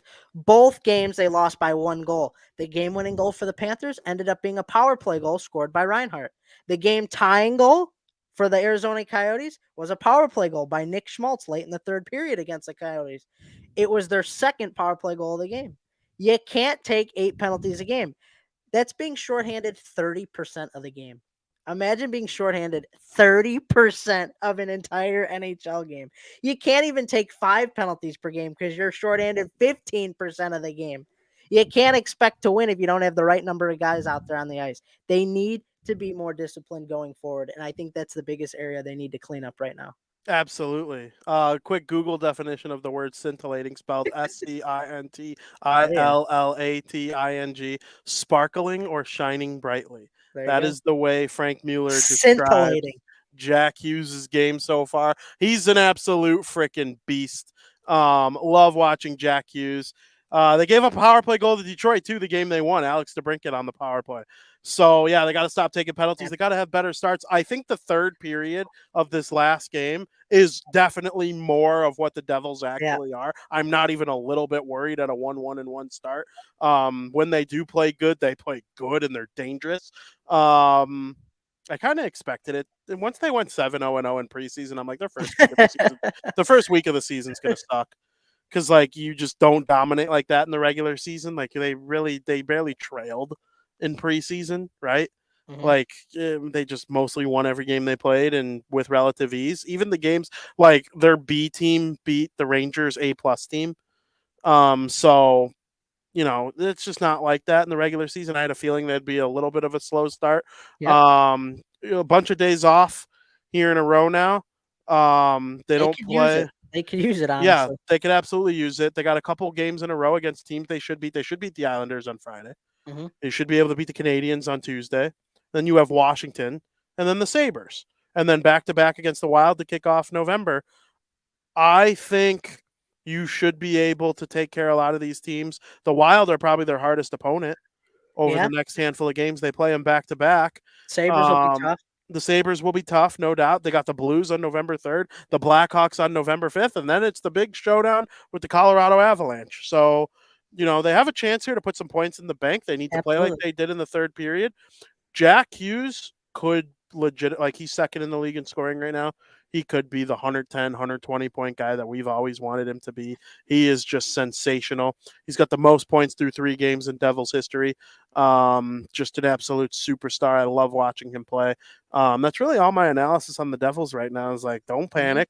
You know, they blew a game in the shootout, right? Like, oh, if Jesper Bratt scores a goal in the shootout and they win that game instead, we feel so much differently about the team. Does that actually change what the team actually is? No. The game against Florida going down 4-0 pissed me off, but then they battled back. If they would have just laid down and lost that game 4-0, I'd be shaking in my boots right now a lot more than I would be if they didn't look freaking awesome. Their best period of the season by far was the third period against Florida. And you know what? You have a slow start like that, 3 games in a row, you're asking for trouble. And when you're not playing Arizona or Detroit, 2 non-playoff teams from last year, you're playing Florida, who is in the Stanley Cup final. Matthew Tkachuk is going to make a couple plays. Reinhart's great. Verhaeghe scores. You know, they're different. Florida's good. And they were on a losing streak, too. Started the season slowly. 0-2-0, 0-3-0. You never want to be playing that team. I hate that. I knew going in, I'm like, Florida's going to be at the top of their game. You got to get that first win. You never like. I feel bad for whoever's playing the Kraken or San Jose going forward. Those are the only 2 teams left in the NHL without a loss or without a win. I mean, Yeah, those are always the scariest teams. They are. They are. I was so like against Florida. They came out firing. Oh my God. And a team like that was in the Cup last year, they have good players. Hello to Bachagaloop in the chat. Thank you for making it over to the podcast. He comes from the Let's Go Devils podcast fan base. He's always commenting score. Yeah, I recognize his name here and there. So that's my thoughts on the Devils, honestly. I think the Sharks are the worst team in the league. Oh, yeah. We agreed on that in preseason. The Kraken stink, too. Then they're not the worst team in the league. No. Like, not even close. No, I think they'll figure out a way. Sharks they'll rank horrendous. Dude, if it weren't for Mackenzie Blackwood, they would have 0 points. They're going to figure out, or they'll probably have the best odds at Celebrini. Yeah, I think so. I mean, they just don't look like they could hit water if they fell out of a boat. Yeah, no, I know. And Cale Makar ties it up on the 50th shot of the night. And then they lose I can't like Blackwood played well. God. He looked like early Devils Blackwood. Yeah. And I don't like Blackwood. I know you don't. Sorry. But he was good in his early Devils days. Oh my God. And 49 saves he made, shutout going. Cale Makar on the 50th shot of the night. Blackwood ended up making 50 saves on 51 shots, and then they lost in the shootout. The Sharks stink. VP, I thought they'd be bad. I didn't think they'd be this bad. I mean, I'm thinking like 48 points. Are they going to have less than 50 points?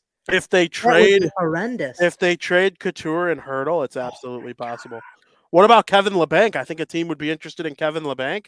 There are a lot of good players on the Sharks that I think teams would consider. Do some research really quick. Let's see. Who is the team who had the least amount of points in NHL history?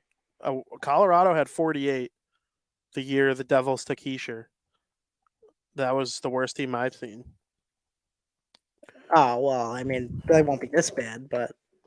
An expansion team. One of the expansion teams. Was it Washington? Washington. Yeah. In 1974-75, they had 21 points. Their first ever year. Yeah. And I'm pretty sure they won their first game. But in like the past, like since the early 2000s, like since 2000, they might have the least amount of points ever. Like if they get 48 points or something like that, wouldn't surprise me. They look terrible. Do they have 1 point? I think they have an overtime or shootout loss. Well, they have the shootout loss. I think that's it. Yeah, I know that. Okay. They look bad. They're bad. They're so bad. Yeah. They're like, it was funny. They were winning 3-1 against Carolina going into the third yesterday. And I was like, Sharks? 3-1 Sharks? Against the Hurricanes. 3-1 Sharks? Yeah. Like Chris Berman used to do during the fastest 2 minutes. Sharks. If there was like a team creating an upset, like when the Rams were really bad, and if they were beating a good team like the Patriots, he'd be like 21-17 Rams. Very It's funny. crazy. Very funny. All right, Frank, what's your favorite hockey story of the week? Well, for those who may or may not know, the NHL has imposed a dumbass rule that bans the use of pride tape while on the ice. So my favorite hockey story of the week is Scott Lawton doesn't give a flying F about this rule and for the Philadelphia Flyers, and he doesn't care about the ban and will continue to use the tape despite the ban. And I think that's great. I hope more people continue to show their support for the LGBTQ plus community. No one should be able to ban the use of pride tape. You should be able to use whatever kind of tape you want out there on the ice. I mean, this is one of the dumbest bans I have ever heard of, and it's honestly a very bad look for the NHL. Scott Lawton said that even if he has to go out and buy the tape himself, he will do it and continue to support the LGBTQ plus community. Scott Lawton is great for doing this, and I hope more players follow in his footsteps. Don't let some silly ban stop you from supporting your beliefs. So that's my favorite hockey story of the week. A class act human, Scott Lawton is, and he's been a huge advocate for that community for many, many years now. So good for him, and I hope more people continue to do what he's doing. Absolutely, just a terrible, disgusting look by the NHL. I hope they figure out a way to like just let people. I don't know do how what they you want. ban that. Yeah, it's honestly crazy to me. Like, if you're one of the a-holes that like don't want to use the pride tape, like I can deal with that type of player, like a Provorov or something, not using it. And if nobody's forcing you to use it, yeah, don't ban it. Yeah, that's where I would probably do it. Even though I'm gonna firmly judge you if you're that scared of a rainbow, but you know I am gonna judge you and make fun of you. But I do think that it's just a terrible look, and it makes how could you do that? Like how is that allowed? How like why wouldn't Bettman consider how that makes some people that are huge fans of the game feel? Like I don't even know like how that's allowed. Yeah, I mean, there's two types of people, Frank. There's the extreme right who suck, and there's the extreme left who also suck. So the people that are like kind of like level-headed and look at things from just like I want to be a decent human being type of perspective, they get screwed because both sides are just whack jobs. Yeah. So, there are people that despise certain groups of people and whatnot, but it's a good favorite hockey story of the week. Good on Scott Lawton. There are plenty of other people who echo his sentiment. It honestly makes me want to get a Lawton jersey. Yeah, I believe it. Well, see if, because they're not wearing pride jerseys this year either. Dumb. That's unbelievable. See if you could find an old one though, from previous years. Yeah. I bet you could, or like the jersey shirts. Or something. Yeah, they're out there.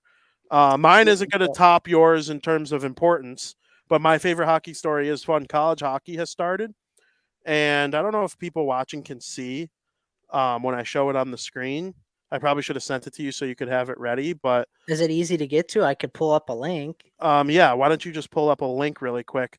Obviously, college hockey has started, and it's being sent to you via text message right now. Oh, well, that's not going to help. Is there a way you could send it through, where do you need it? Twitter? Yeah, I could send it to you on Twitter. It is obviously college hockey season, which is really awesome. I love it. I'm all in on it this year, especially. I'm probably going to be all in on it every year. Sent, by the way. I do like when club teams that play at big football or basketball schools, though, start to get in the game a little bit. And last year we saw teams like UCLA and USC and Oregon reveal some outstanding hockey jerseys, while the Texas Longhorns just revealed some hockey threads. And I legitimately think that they are the coolest hockey jerseys going right now. And Frankie's putting them up on the screen. If you're listening to the audio version, go check them out. I tweeted them from Puck Pro's Twitter account at Puck Pros, nice. Puck_pros. I honestly think those are my favorite college hockey jerseys in the nation, and I want one so bad. I tried to buy one today. I went to look and I couldn't find them on the store. I'm going to do a little more extended research, but I've always thought the Longhorns have outstanding gear in every I love sport. the font. The font is awesome. The cream jersey, where the numbers are, the fact that the numbers are orange, the Texas flag on the shoulder. I love a good shoulder patch. Where's the shoulder patch? I love a good shoulder patch. Really, Very really nice. cool stuff. Very nice jerseys. Yeah, so that's my favorite hockey story of the week. College Like hockey's it. back. Make sure you watch college hockey. Frank Botchagaloop wants to know how often do you guys see the Hawks live? Like how many games per season? I'm Depends. obviously a Devils fan, so I go through my Hawks games, my Hawks visits based on when the Devils play.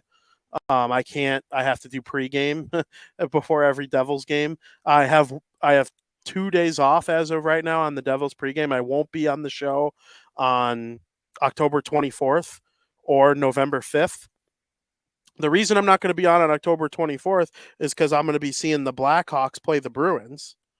I will be at the United Center watching that, and the Devils they play. I'll be watching the game, but I won't be doing game day live for it. That's that special day where there's every single team, all 32 teams play for the first time or the second time ever, and there's going to be a different one starting every 15 minutes. Bucci's doing that thing on That's next ESPN. Tuesday. Yeah, Bucci's doing that thing on ESPN. Frozen Frenzy. The Frozen Frenzy. I wanted to be at one of those games on the Frozen Frenzy, and so we're going when they play the Bruins. And then I won't be doing game day live on the 5th because the Devils are in town playing the Blackhawks. I have tickets to both of those games. So I want to go see the Hawks in a game where I could wear this and root for the Hawks. And I'll probably do that soon. They're still on the road. Connor Bedard hasn't played a home game yet. Saturday. Yeah, Saturday, finally. But I probably see 5 or 6 games a season on average. Yeah, I mean, I wish I went to more games. I don't go to that many games this season, maybe 2 on a good note. Definitely probably be an uptick more now that Bedard's on the team. I went last year. Did I go twice or once? I know I saw the Coyotes in person. You saw a sick game. You saw a game where the AHL's 2 leading scorers were both in the NHL game. I'd say like 2 is average. I want to go to more.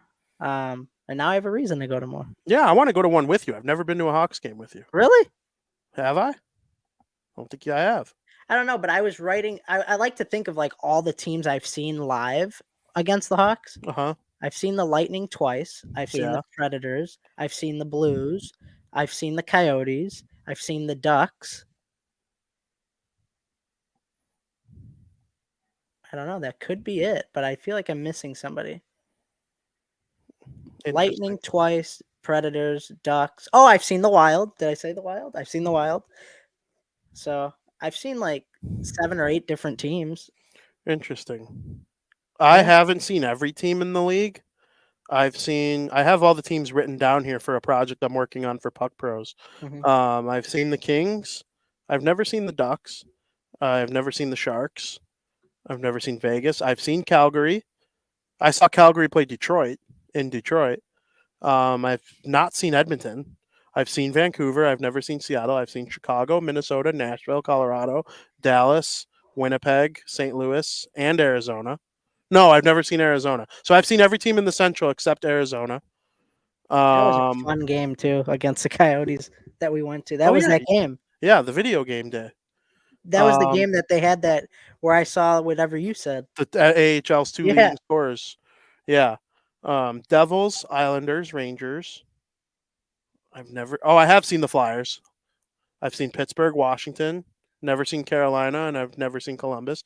I've seen Boston, Toronto, Tampa Bay. No. So there's only like 5 or 6 teams I've never seen in person. It's fun, though, to knock them all off. I haven't all seen them play the Hawks. I think I've seen the Predators twice, now that I think about it. Have you seen the Predators twice? I think I have, too. I've seen the Lightning. Well, I've seen the Predators in the playoffs. I was at that triple overtime game when Seabrook scored a minute into triple overtime in the playoffs. Oh, that's right. You were there. They won the cup in 2015. Were you with me when I saw them play Nashville with Dan and all them? Oh, yeah. We went to a game. Yeah, we went I've seen the Predators 3 times. Yeah. I've seen them with G. You saw that game the Hawks lost. God. The Hawks lost 1-0. I was so mad. Yeah. I was irate. Yeah. PK Subban's first ever playoff game with the Predators. That's right. So I've seen the Preds 3 times, I think. Yeah. I mean, you see a division rival fairly often, I feel like I've seen every team in the Central except Arizona because I live in Chicago.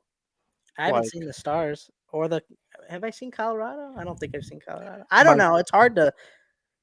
I save all my ticket stubs, and like that's obviously a thing of the past because not 90% of the time it's on the phone now. But I Yeah, should go through and like look at some of the old ones. I you know absolutely should.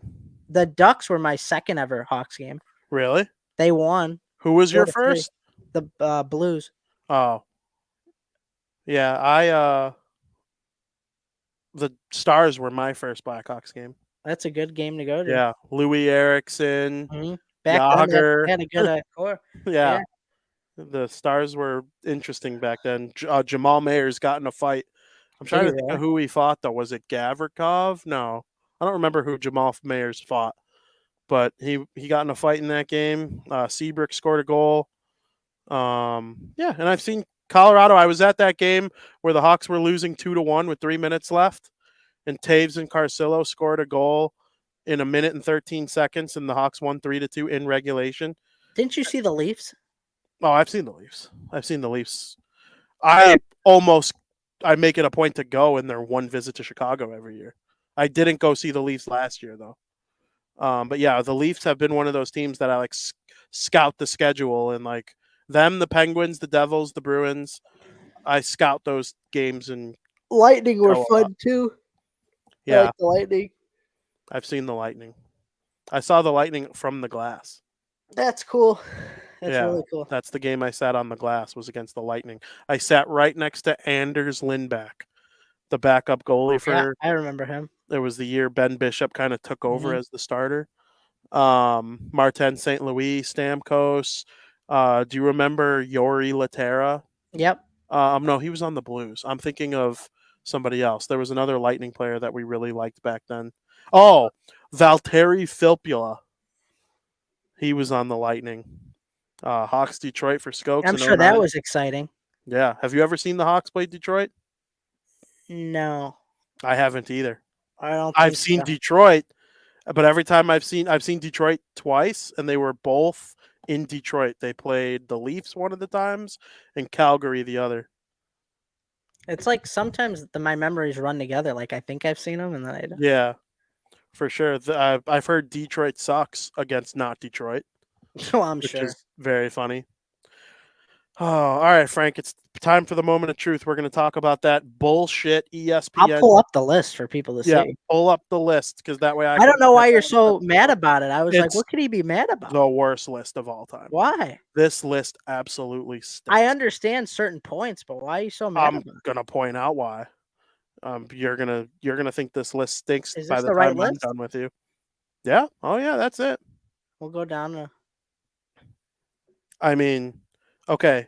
Number 1, correct. Look at number 2. I just want to make sure. Okay, everybody could see it. Just wanted to make sure. Oh yeah, everyone could see it. All right. So 2, Cale Makar. I don't hate the argument. You probably got Nathan McKinnon right there. And then Austin, who's 4? Oh, they put Jack Hughes 4. Okay. So far, so good, right? But Frank, wrong. I love Jack Hughes. I think he could be the second best player by next year. But right now, wrong. You would not rather Jack Hughes than Austin Matthews or Leon Draisaitl right now. But this is a prediction. It's the best players in the. It's the best players in the league right now. Yeah. I would put Jack Hughes 6. I would bump Austin and Leon up and move Hughes back to 6. And nobody loves Jack Hughes more than me. I like that they gave Rantanen top 10 respect. Rantanen's great. But he's not better than Kucherov. Okay. Now go up. I was surprised to see Eichel at 9, to be honest with you. Okay. And how about Pasternak at 10? Hey, they gave him some top 10 love. You would not rather have Eichel than Pasternak. You just would not. I wouldn't. Frank, where's Matthew Tkachuk? I don't know. Well, find him. You better find him. There he is. Oh, there he is. There he is. Robinson. I mean, there's a lot of good players in the NHL. Who are you taking out for Matthew Tkachuk? Who are you taking out for Robinson? Or Robertson, I think, should be a lot higher. I love Robert. Frank, I challenge you to find Evgeny Malkin. Is he not on the list? Find Evgeny Malkin. There's Crosby. I'm already. Oh, Crosby, 23. What? You would not rather have or Stützle or Marner than Crosby. You would not. He's a bit old, 36. I don't give a shit if he's 80. Braden Point. There's Sidney Mac Crosby's still a top 10 player in the NHL. Miro Fact. Heiskanen, my boy. There we go. Yeah, I'm cool with like the Hey, order. Nico. Nico's well deserving of being there. I don't know if I would put him 31 though. Would you rather have Nico or bald ass Artemi Panarin? Probably Panarin. For now. For now, yeah. Long term, on a 7-year deal, I'd Well, rather. yeah. Have sure. Well, of course. Okay, Frank, find Evgeny Malkin. Brad Marchand, Hintz, Ovechkin. Yep. I'm assuming he's not on the list. This freaking stinks. Seth Jones. Hey, how you doing? Seth Jones, you're going to find 10 defensemen better than Seth Jones below him. He's not even the best defenseman on his own There team. we go. Yeah, 29. He hasn't hit his 30s. That's good. Yeah, get out of here. I'd rather. Oh, my God. I would take Clayton Keller 700 days in a row before I take freaking Seth Jones on my team. That's not bad. He wasn't even ranked last year. So because he broke his clavicle the year before. Vasilevsky, that you'd rather Seth Jones on your team than Vasilevsky. You'd rather Seth Jones on your team than Vasilevsky right now? No, I wouldn't. Get out. I wouldn't. Okay, good. Quinn Hughes, would you rather Seth Jones than Quinn Hughes? Would you rather Seth Jones than Quinn Hughes? No. What about Brent Burns? No. No. The answer is no, Frank. He's old though. I don't care. You see how good Carolina got extra offensively good with him there? He's old. He doesn't play the type of game that ages poorly on the back end. Hey, DeBrincat? Nugget? DeBrincat? Nugget's a little low. Beniers is too high. He's a great player. He's way too high. You think, what about Nugget? I would rather Nugget and Kyle Connor over Beniers. I think Nugget's too low. Jake Gensel and Scheifele and Pierre-Luc Dubois and Joe Pavelski. Devin Taves. I'd rather all these guys over Beniers. You start getting in the late 70s is probably where I'm going to start finding. Cider. Moritz Seider. I'd rather have him than Ben. I'd rather have all these guys over Seth Jones. I don't think I'd rather have. I don't think Demko. I don't know. I would rather have Demko. Frank, Demko's a really good goalie. He's okay. Right there. Okay. Patrick Laine. Patrick Laine sucks. Top 100, 83. You'd rather him than Cole Caulfield? Get out of my face. Get out of my face. Connor Bedard. There he is. He'll be higher next year. You would rather have Seth Jones. He's the most valuable Blackhawk. No, I disagree. I'm still waiting for you to find Malkin. Evgeny Malkin.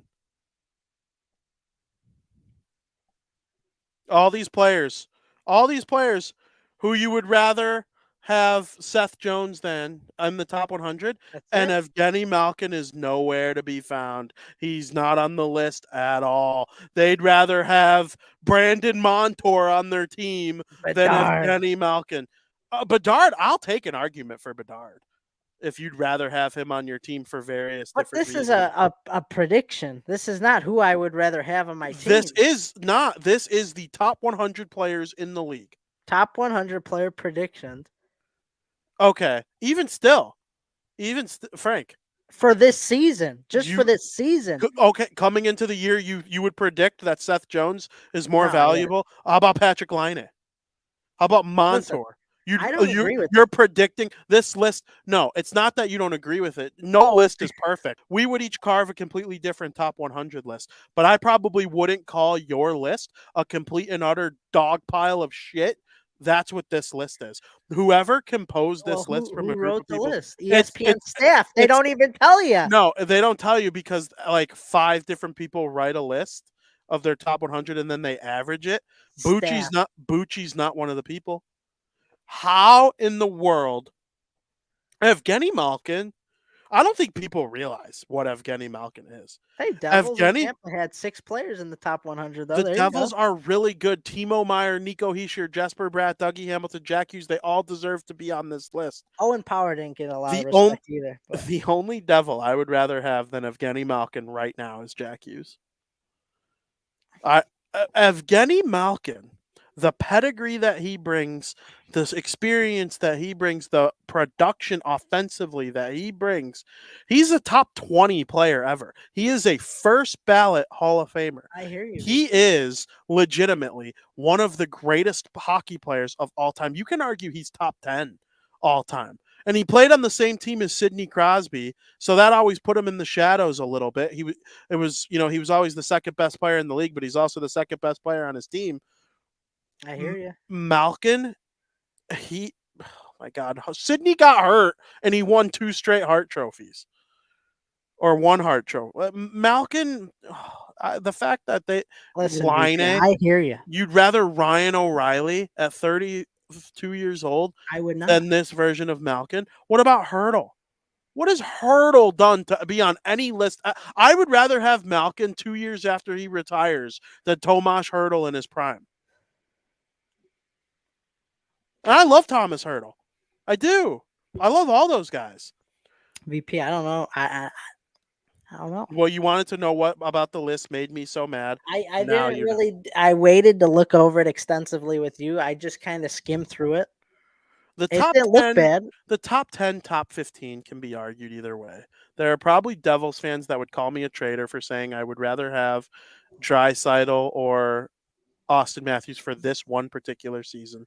Long term, maybe I would take Hughes second behind McDavid. But then long term, I probably would take Bedard third behind Hughes and McDavid. So, maybe even second. I think Bedard and Jack Hughes are going to be pretty on par with each other over the next decade, I think. Bedard will score more goals. Hughes might have the same amount of points, though. He'll be a little more balanced, I think. But that list is just disgusting. It's a bad list. It's a bad list. It's a putrid list. It's a bad list. And it's so bad, and they got such backlash for it that they're having a podcast tomorrow to address it. I want to know who was part of the staff. Me too, and I'm gonna find out. Oh, I'm gonna find out. I do this for a living too. I put my opinions. I put my opinions out there for people to dissect and tell me that they do you agree with that? What? Bucci wasn't a part of it. No, he was. No, he said he wasn't. Oh. He quote tweeted someone bitching about Malkin not being on there and said they didn't ask me for my input. I mean, I just don't get how you could watch the beautiful game as often as these people claim they do. And when you come across the Pittsburgh Penguins and you see 71 hop over the boards and do what he does, and look at me and tell me with a straight face that you're getting paid to tell me that he's not one of the best 100 players, I would put him in the top 30 right now. I mean, Evgeny Malkin is still super elite. Is he the second best player in the league anymore? No.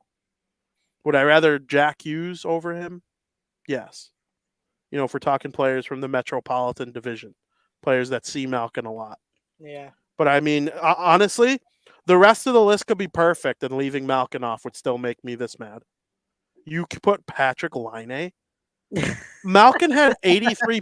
Malkin had 83 points last year in 70 games or 80 games or whatever. He was over point per game at 36 years old. And you would rather Patrick Laine, who probably hasn't eclipsed 60 in his career? I know. What are we talking about here? VP. I'm not blaming you. I didn't realize it was that bad, though. It's a horrible list. It is pretty bad. There are players in the middle of it that deserve to be at the end. Seth Jones is not a top 100 player. No. In the NHL.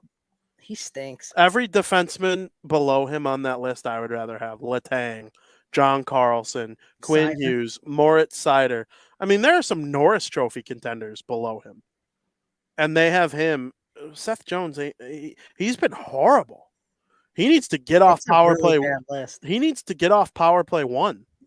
They should put Korchinski on power play 1. They'd start scoring a little more. I don't know why they don't. Rookie, I don't know. But what we've seen so far has been great. Disgusting. Just a horrible list. I'm sorry, VP. Shout out to ESPN for at least talking about hockey, though. I'm cool with that. Yeah. But I don't know what they're talking about, but yeah. Your list stinks, and you can reach out to me anytime for help. Evgeny Malkin, top 100 player.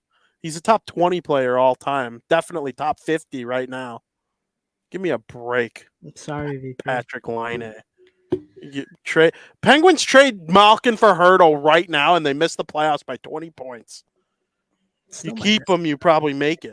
No, they're making it. My guy fucking Malkin. Now I'm watching every time Evgeny Malkin scores this year or has an assist. The I'm tweeting about ESPN writer could be watching us right now. I and you're don't just care. I would roasting say it him. right to his face. I You're would say it- telling him how bad his take is. Frank, you think I wouldn't say it? I gave an attitude to the Seattle Mariners announcer for being a douche. He was so mean. I gave him an attitude. I'm not. Nobody's above me. I respect you if you're like an elder, but you put out a shitty list. You put out a shitty list. I'm not a reply guy on Twitter. I'm not one of those. I didn't respond bitching about it to anybody on Twitter. Bucci didn't quote my tweet bitching about it. I'll just write my own list for Puck Pros and it'll be 100 times better. Do it. Ooh, that's a good idea. The actual top 100 NHL list. And then you could tag ESPN in it. Yeah. Really get under their skin. The Blue Jackets quote tweeted a Puck Pros article a couple weeks ago. Scopes don't know. What's that Mariners story? He probably wasn't watching Crosstown. Oh. Yeah. With Dave Sims. Not. Yeah, Dave Sims. The Scopes, it was a horrible experience. So I host Crosstown. It was a great day for me too, and then yeah. And I was what? So sad. I was so sad. Yeah. Explain it to him. Yeah. We do Crosstown Crosstalk every Thursday on the Barroom Network. It's a baseball show that I'm very proud of. I've had just as good of guests on that as this, if not better. Mm-hmm. Just because I've had more luck with getting MLB players than NHL players. They're more active on social media, I would say. Liam Hendricks, Gavin Sheets, Jake Berger, media superstars like Carmen DeFalco and David Kaplan. And we've had John Buccigross on this show and John Scott and Bobby Ryan, like great people on the Barroom Network that we've had. And this guy, Dave Sims, the announcer of the Seattle Mariners, who seems like such a fun-loving guy all the time during the broadcast. He makes the games fun to listen to when you watch. Mm-hmm. He was a complete arsehole to Frank and I. Just mean. Didn't want to be. The Mariners were off. He had nothing to do that day other than play Fortnite. He was like, all right, let's go. Hurry up. Let's go. I was like, he yelled at us. He's like, all right, let's go. We couldn't even do the intro. Yeah. No, we skipped the intro. Aldo had to put it in, right? Yeah. Yep. Which you could go see the interview, Skokes, for yourself. Yeah, just type in Crosstown Crosstalk Dave Sims on Twitter. And it's like he didn't want to be there. He had a stern look on his face. It's like he was basically like, how much am I getting paid? Like, let's hurry this up. You ain't getting shit. It was it hurt me so bad because I love Dave Sims and I wanted to it was a very special experience, and then it was a don't meet your heroes moment. It was. But I don't buy that though. I don't either, but that was the definition of it. Yeah. Truly. Yeah. Like it couldn't have got any worse. Yeah. And I felt like I did a nice thing for my cousin. I was so happy. I had my Mariners hat on. Hell yeah. I had my Mariners hat on. I'm getting ready, and then it was like I felt like a train went right through my chest. Yeah. Horrible. So horrible. Well, Frank, we're having a long show. We still got to do the third period and breaking bets. So let's get into it in period number 3. Welcome to period 3. Football. I like football. The Bears lost again. Justin Fields looked horrible. Then he got hurt. You're not surprised. Tell me you're not surprised. Wait. What? You think I should be surprised that they lost to the Vikings? No, I'm saying you shouldn't be surprised. Oh, I was like, I thought they had a chance to win going in because the Vikings are terrible too. And if 2 1 and 4 teams are playing against each other, anything could happen. No, I'm saying tell me you're not surprised. No, not at all. Justin Fields got hurt. It was his own fault. The Bears' offensive line is terrible. It's actually not as bad as people make it out to the see. Raiders' offensive line's worse. Yeah, theirs is worse. The Bengals made it to a Super Bowl with a worse offensive line than what the Bears have. The 2021 Bengals would have killed to have Nate Diaz, Tevin Jenkins. The Bears center sucks. But the new kid that they drafted this last year, the 2021 Bengals would have killed to have that team. or was it 22? Whatever team lost to the Rams, the Bengals. They had a terrible offensive line. 20. It was the 21 season. 21? It was 21 season 2022 Super Bowl. Yeah, Justin Fields held onto the ball for 6 seconds on the play that he got hurt. Tom Brady wouldn't have the ball in his hand for longer than 2.3 seconds on basically every play he ever played. Unless it was like a true running back scramble or like Tom did it not often. And I'm not saying you have to be Tom Brady, Justin Fields, but to basically have quadruple the ball in your hand without it being a run. If it's a run, it's a different story. Justin Fields makes plays with his legs where he could carry the ball for longer than 6 seconds. But in the pocket to hold it for 6 seconds and try to run away once the line finally does collapse, you're going to get hurt. And he did. He stinks. The Bears stink. They're now 1-5. They're 1-5. The Bears, listen, you lose to the Vikings, fine. 19-13. Fields hurt.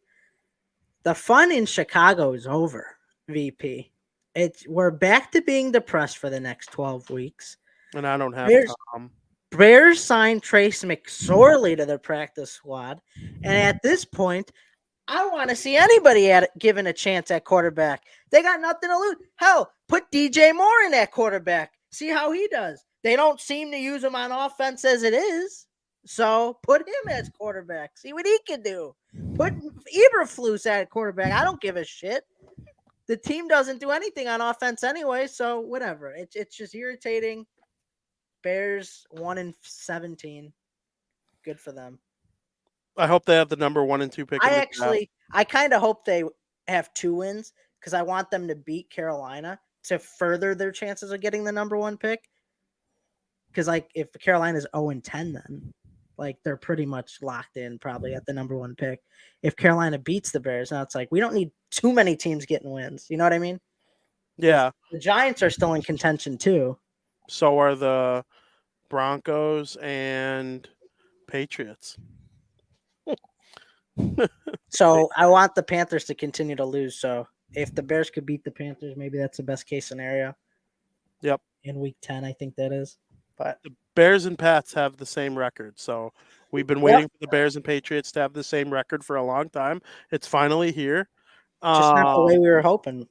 Yeah, well, Frank, it was a weird-ass week. The San Francisco 49ers lost. The Philadelphia Eagles lost. Under City, 12-3-1. You know how I feel about a good under. Sucks. It's boring. Most of the games this week were boring. Yeah, I mean, what's your takeaway after this weird weekend? It was weird. I mean, for the last injuries, bad football team. 49ers lost to the ass Browns without Deshaun Watson. They're not ass. They are without Deshaun Watson, and you will not. Deshaun Watson played terrible when he was healthy. Okay, maybe it's an upgrade to get him out of they're the ass Browns until they prove otherwise, and they have yet to do so. They beat the 49ers. Okay, that's part of proving it. Are the Jets great because they beat the Eagles and the Bills? No. Their defense is. And the Browns' defense is. Overall, if I had to say great team, or they're ass. They're an ass team. They lost to the ass Jets, the Eagles. But whatever. We'll move on from that. But there are no undefeated Browns left in the NFL. I don't think anyone saw that coming in the same week where they both were heavy favorites. If they weren't ass, then they shouldn't have been heavy favorites, right? And they still have Deshaun Watson. Yeah, I'm not that high on Deshaun Watson. I don't think the Browns are terrible. Like their defense is great. Jets defense is great, and they proved that good defensive teams could steal you some games. Yeah, and they have some weapons on offense. I like Kareem Hunt as the running back. I think they'll beat the Colts. Jerome Ford's pretty good. I actually like Ford better than Hunt from what I've seen so far. Yeah, no, I agree with that. I do agree with that. He played good in the game. Chubb got hurt too. Chiefs look terrible this week too. They've looked terrible every single week, and they're 5-1. They have no weapons without Kelsey. I was just about to say that. Without Kelsey, they got nothing. Bills look terrible against the Giants. They won. It was an off week for everybody in the NFL. Yeah, it sucked. But last week was terrible. I do think the Browns are a good team. I think they beat the Colts. They'll be 4-2. We'll see what happens against the Seahawks. Then they got the Cardinals. There's a world where they're 6-2. I've Like, seen this story before. and then they play the Ravens, who are We've good. seen this story before when they had Baker. They You won thought they were going to be good, though. They won a playoff game with Baker. He got a bad rap. I've seen this story before. I can't fall for it again. I'm not even like falling for it. I just don't think like they still have this mantra that they're like this terrible team. They're not. They're a top half in the NFL team. If I was ranking I don't know the who NFL, that is. Oh yeah, no, they just traded. They Who's traded Nicole back for Hardman? him. He's a player on that's been with. He was with them before, if I remember correctly. Is he a They offensive traded- line or They defense? traded to get him back. I know he's not like a wide receiver. Here, I'll get you the details of the trade. Actually, I can't fall for this story again. I mean, it's the Browns. Like, we're supposed to be better. I can't. Prove to me. They haven't proved me anything. well, beating the 49ers was a good start. It was a good start. But if Moody could frickin' make a field goal. Yeah, that's true. And I still think the 49ers, they played well. Yeah, and I don't put the whole blame on like their offense. Like, Jake Moody could have made a field goal. Their defense could have been a little bit, but their defense was pretty good. I mean, don't get me wrong, but Yeah. I mean, you got to shut down those teams, especially without their starting quarterback. Who stepped in? Who was the backup? I didn't watch a ton. I watched the end. I forget exactly. Here, I got it right here. Hold on, give me a second. The starting quarterback for the Browns was Philip Walker. Okay, you got to beat Philip Walker. He didn't even play that good. Purdy didn't play good either. No. But I mean, it's Brock Purdy's first career loss. I think the Browns, they're interesting because the 49ers played well and they still beat them. It's not like the 49ers completely shit the bed. I'm not saying Browns are a bottom feeding team in the league. I'm not saying they're one of the worst teams in the league. No, I think they could sneak into the playoffs. See, I don't think that's where I draw the line. I don't think they're a playoff team. I didn't pick them. I did not pick them. But they should be better than what they are. I'll admit that. I'll admit that. Based on what I've seen so far this season, I think I might have been wrong to not pick them. We'll see if they screw me once again. Which is absolutely possible to the Browns. Frank, I mean, let's just get right into it. Let's rank the top 10 teams in the NFL. Great. I'm excited about this list. This list looks wildly different than 2 weeks ago. Yeah, ours are going to be completely different. I have a couple teams that weren't even in the top 10 this week. Or 2 weeks ago. ago. Me too. So. Me too. You think they're going to be wildly different? Yeah. Yeah. Because, yeah. Who do you have at number 10? Number 10, I got the Cincinnati Bengals. They won back-to-back games for the first time this season. Joe Burrow slowly starting to get back into rhythm. For that reason, I had to give them a top 10 bid. They haven't been top 10 material. To me, what I've seen in the past 2 games since we done our last list, they deserve to be at number 10. They have a bye this week. It's an extra week for rest for Burrow and company to really get back in the groove of things for when they come back next week. I have the Dallas Cowboys. They played like arse against the Chargers team that stinks. They'll win big games. They'll probably make the playoffs as an NFC wildcard team. They're an okay regular season team every year. They'll get smoked in the playoffs if they make it. They're a somewhat good team. I wouldn't be shocked if they're not on this list again the rest of the season. They should have lost to the Chargers. They found a way to win the football game, which they deserve credit for that. But I have them at number 10. At number 9, I have the Cincinnati Bengals. They were number 2 or 3 on my list going into the season. And then they had that terrible start. Joe Burrow was injured. They found a way to win each of the last 2 games. And now we're on a bye week this week. Or they're going to be on a bye week this week. They're going to get healthy. Burrow will have a whole week to be better. And I think they'll be back to being one of the top teams in the AFC in short order. They're 3-3 for the second year in a row.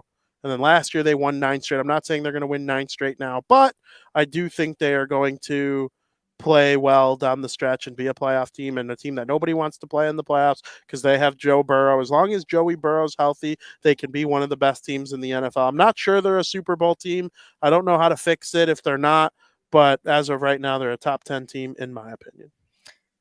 So far, our lists aren't wildly different. Number 9, I got the Dallas Cowboys.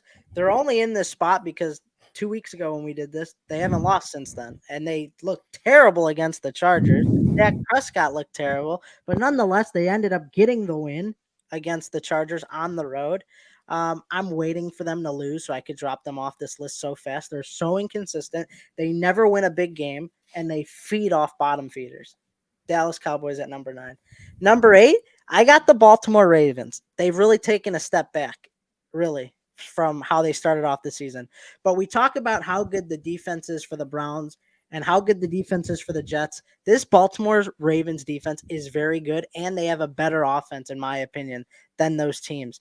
They got Roquan Smith. That could be a huge thing to why their defense is so good. The Ravens are only allowing 14.7 points per game this year. They just need Lamar Jackson and company to support the much improved defense and get more consistent. They have all the tools they need to win, to contend for a Super Bowl. So I got the Ravens at number 8. I like what I've seen from the defense. There you go. At number 8, I have the Miami Dolphins. They're frauds, I determined over the weekend. They have a very good offense. I think they make playoffs. Tua's outstanding. Tyreek Hill's outstanding. Waddle's outstanding. They scratched Claypool, which is hilarious. A-Chain, outstanding running back. Mostert, outstanding running back. There might be the greatest offense I've ever seen.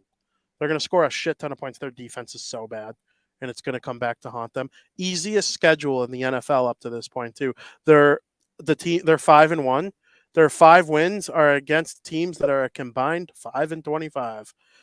So it's, they're not quality wins so far up to this point. Not high on the Dolphins in terms of Super Bowl success, but they're a top 10 team because of how dangerous their offense is. But in a tight playoff game against some of the other AFC teams that I have ranked ahead of them, I think they'd get smoked. At number 7, I have the Bills. A lot of the things, you don't want to hear this, a lot of the things we say about the Dallas Cowboys apply to the Buffalo Bills, except their quarterback is better, and he's better at making plays. They're this awesome regular season team. They score some points. Their defense plays well. And then it seems like whenever it is that they're in prime time or have a big game to play, they flounder. They looked terrible against the New York Giants. That's 2 straight weeks in a row. They looked terrible for the first 3 quarters of the game. They didn't even score a point against that trash Giants team that's competing with the Bears for the number 1 overall pick. They didn't even score a point against them until the 4th quarter. I like Josh Allen as a player. I think if they get hot at the right time, they could be a Super Bowl team, but they fell down my list quite a bit here in week number 6 because of what I've seen from them in each of their last 2 games. They're 4-2, but I think they're the worst 4-2 team by far. Wow. Interesting. Number 7, I got the Detroit Lions. They scored 62 points over the past 2 weeks. And they're just plowing over everyone in their paths. Their game against the Buccaneers wasn't the best, but they still managed to win by 14. I like what I'm seeing out of the Lions. 5-1, probably going to win the division. It's almost guaranteed at this point, I would think. I got the Lions at number 7. Number 6, got the Jacksonville Jaguars, who wasn't on my list 2 weeks ago. Since our last time talking about this, they got a nice win against the Bills. They manhandled the Colts. Colts were without their starting quarterback, but they didn't have that letdown game after a nice Bills win. This is a Jaguars team that is playoff material, and they're finally fixing a lot of their early season issues. They weren't even on my list, so congrats to them for jumping up to 6th. At number 6, I also have the Jacksonville Jaguars. They have a worse record than the Dolphins, who I have below them, and they have a same record as the Bills, who I have below them. But I still think there's a chance they pull out the number 1 seed, which was my hot take early in the season. They're only at 6 right now because of the 1-2 start, and they have to build themselves back up to being in the high of the top 5. But they played really good the last 2 weeks, and they could beat anybody, in my opinion. They haven't found a way to beat the Mahomes Chiefs, and they struggle against the Texans in Houston for whatever reason. They're not going to be in the playoffs, so they're not really an issue long term as far as this season. So the Jaguars, Trevor Lawrence, knee issue, and they play tomorrow. So if he plays, hopefully they could beat the Saints. If he doesn't and they lose, then they're in trouble, and it's going to make people think differently about the team. I don't really care because Richardson is out for the season. I would almost bench Lawrence tomorrow, knowing that it doesn't really matter if they lose in terms of winning the division, because I don't see the Texans coming up and winning it with a rookie quarterback. I don't see the Titans coming back from being 2-4. And then the Colts, if they are a better team with Gardner Minshew this season, they deserve to make the playoffs more anyway. So I would be cautious with Trevor Lawrence. I would make sure he's really good to go in order to play tomorrow against those Saints, but we'll see. I think they're a really good team, though. At number 5, I have the Detroit Lions, not your father's Lions. Anything you think you know about the Lions, forget about it. Until they prove that they're not just going to Detroit Lion again in the playoffs or anything like that, fine. But it just feels different. It doesn't feel like the Cowboys, same old Cowboys or same old Bills. If this is the first year, we don't know how good they're going to be. They're 5-1. They've won 11 of their last 13 games or something like that. Going back to last year, they started last year 2-6, and they ended up having a chance to make the playoffs on the last day of the season. They beat Green Bay, and the only reason they didn't win because they didn't have the tiebreaker over Seattle, who won in Week 18. So, the Lions, they've just been elite basically since the start of the season. Those Iowa Hawkeyes that they have on their team are just absolutely unbelievable. Jared Goff, we thought he couldn't win games on the road, going back to his days with the Rams, and all of a sudden now he's great again playing with the Lions. I mean, he's a good quarterback. And the Lions, they're one of the best teams in the league. They are a top 3 team in the NFC. I don't think they'll compete for the bye, but I mean, as of right now, they have the best record in the NFC, tied for it with 2 other teams. So they're in the mix for it, I guess. And they probably have an easier schedule based on their division than the top 2 NFC teams I have ahead of them. So we'll see what happens with the Lions, but I have them at 5. 5 for me is the Buffalo Bills. Even in a game where the Bills didn't look great, Josh Allen had a fairly decent game towards the end of the game. Really picked it up, couple touchdowns. He had 169 yards passing, which is not great by any means for Josh Allen. But the defense is one of the best defenses in the entire NFL. That's what keeps him in it. And not only that, let's not put all the pressure on the offense here and Josh Allen, but Tyler Bass missed 2 field goals, which is why they weren't able to score for a majority of the game too, right? If we're going to make fun of Jake Moody on the 49ers missing field goals, let's talk about Tyler Bass missing 2 field goals for the first time since 2021. So, I mean, they got to be a lot better all around, but their defense is great. I still think that they're right there. I don't agree that they're the worst 4-2 team out there. I'd really have to put all the teams together and take a look at it, but nonetheless, Bills did drop. I think there were 2 on my list two weeks ago, so they dropped from 2 to 5. Buffalo Bills at 5. Number 4, the Philadelphia Eagles. Even at 5-1, the offense was just not showing up, and it's not showing up against the Jets, which is a little worrisome, even though we know how good the Jets defense is, right? They got a very good defense, and now they have 2 big wins against the Bills and the Eagles, so you can't fully fault the Eagles there because the Jets do play hard games. They do play tough games. This would be a different Jets team if Aaron Rodgers wasn't injured, but Philadelphia Eagles haven't really been fond of what I've been seeing from them lately, which is why they're at number 4. The only thing you've said so far in this whole top 10 thing that I vehemently disagree with is your take on the Ravens. I have them at number 4. I think they're outstanding. I love that team. Their defense is really good, and Lamar Jackson is probably the quietest MVP candidate right now. And they have a really good coach, and they've won games in the Super Bowl. They've won their most recent game. We'll see what happens in terms of winning the division because their division's a gauntlet. You know how I feel about the Browns. The Bengals are coming, and then the Steelers are have been pesky. Their offense stinks, but they're pesky too. It's probably the best division, or it's the most balanced. I don't know if it's the best division, but it's the most balanced division. Every team has 3 wins, so Steelers aren't going to go under 500 either. That's just the Mike Tomlin rule. You got the Mike, and that could be a 9-7 season. Could be last place in that division if they go 9-7 and tie with the Browns, or 9-8, and if the Browns are 10-7 or 9-8 too, that could be 3rd place. What happens with the Bengals, we'll see. Same thing with the Ravens. But as of right now, I love the season Lamar Jackson's putting together. Their only losses, they lost to the Steelers, who I put stock in division games, but the Steelers and the Ravens are going to play each other hard. No matter what. The Steelers could be 1-10, and the Ravens could be 11-1. And if they're meeting up in a matchup, I think the game would be close. And that game was weird too. The Steelers-Ravens game. Did you watch any of it? was weird. Not really. It was a weird. It felt like a Big Ten football game. It felt like a game between Iowa and Purdue. Get the ball, punt it, fair catch, 3 and out, punt it. A nice good under game. 3 and out. It was the Frankie Mueller special. I'm shocked you didn't watch it. And so You that was didn't a weird watch it, game. right? How'd you watch it?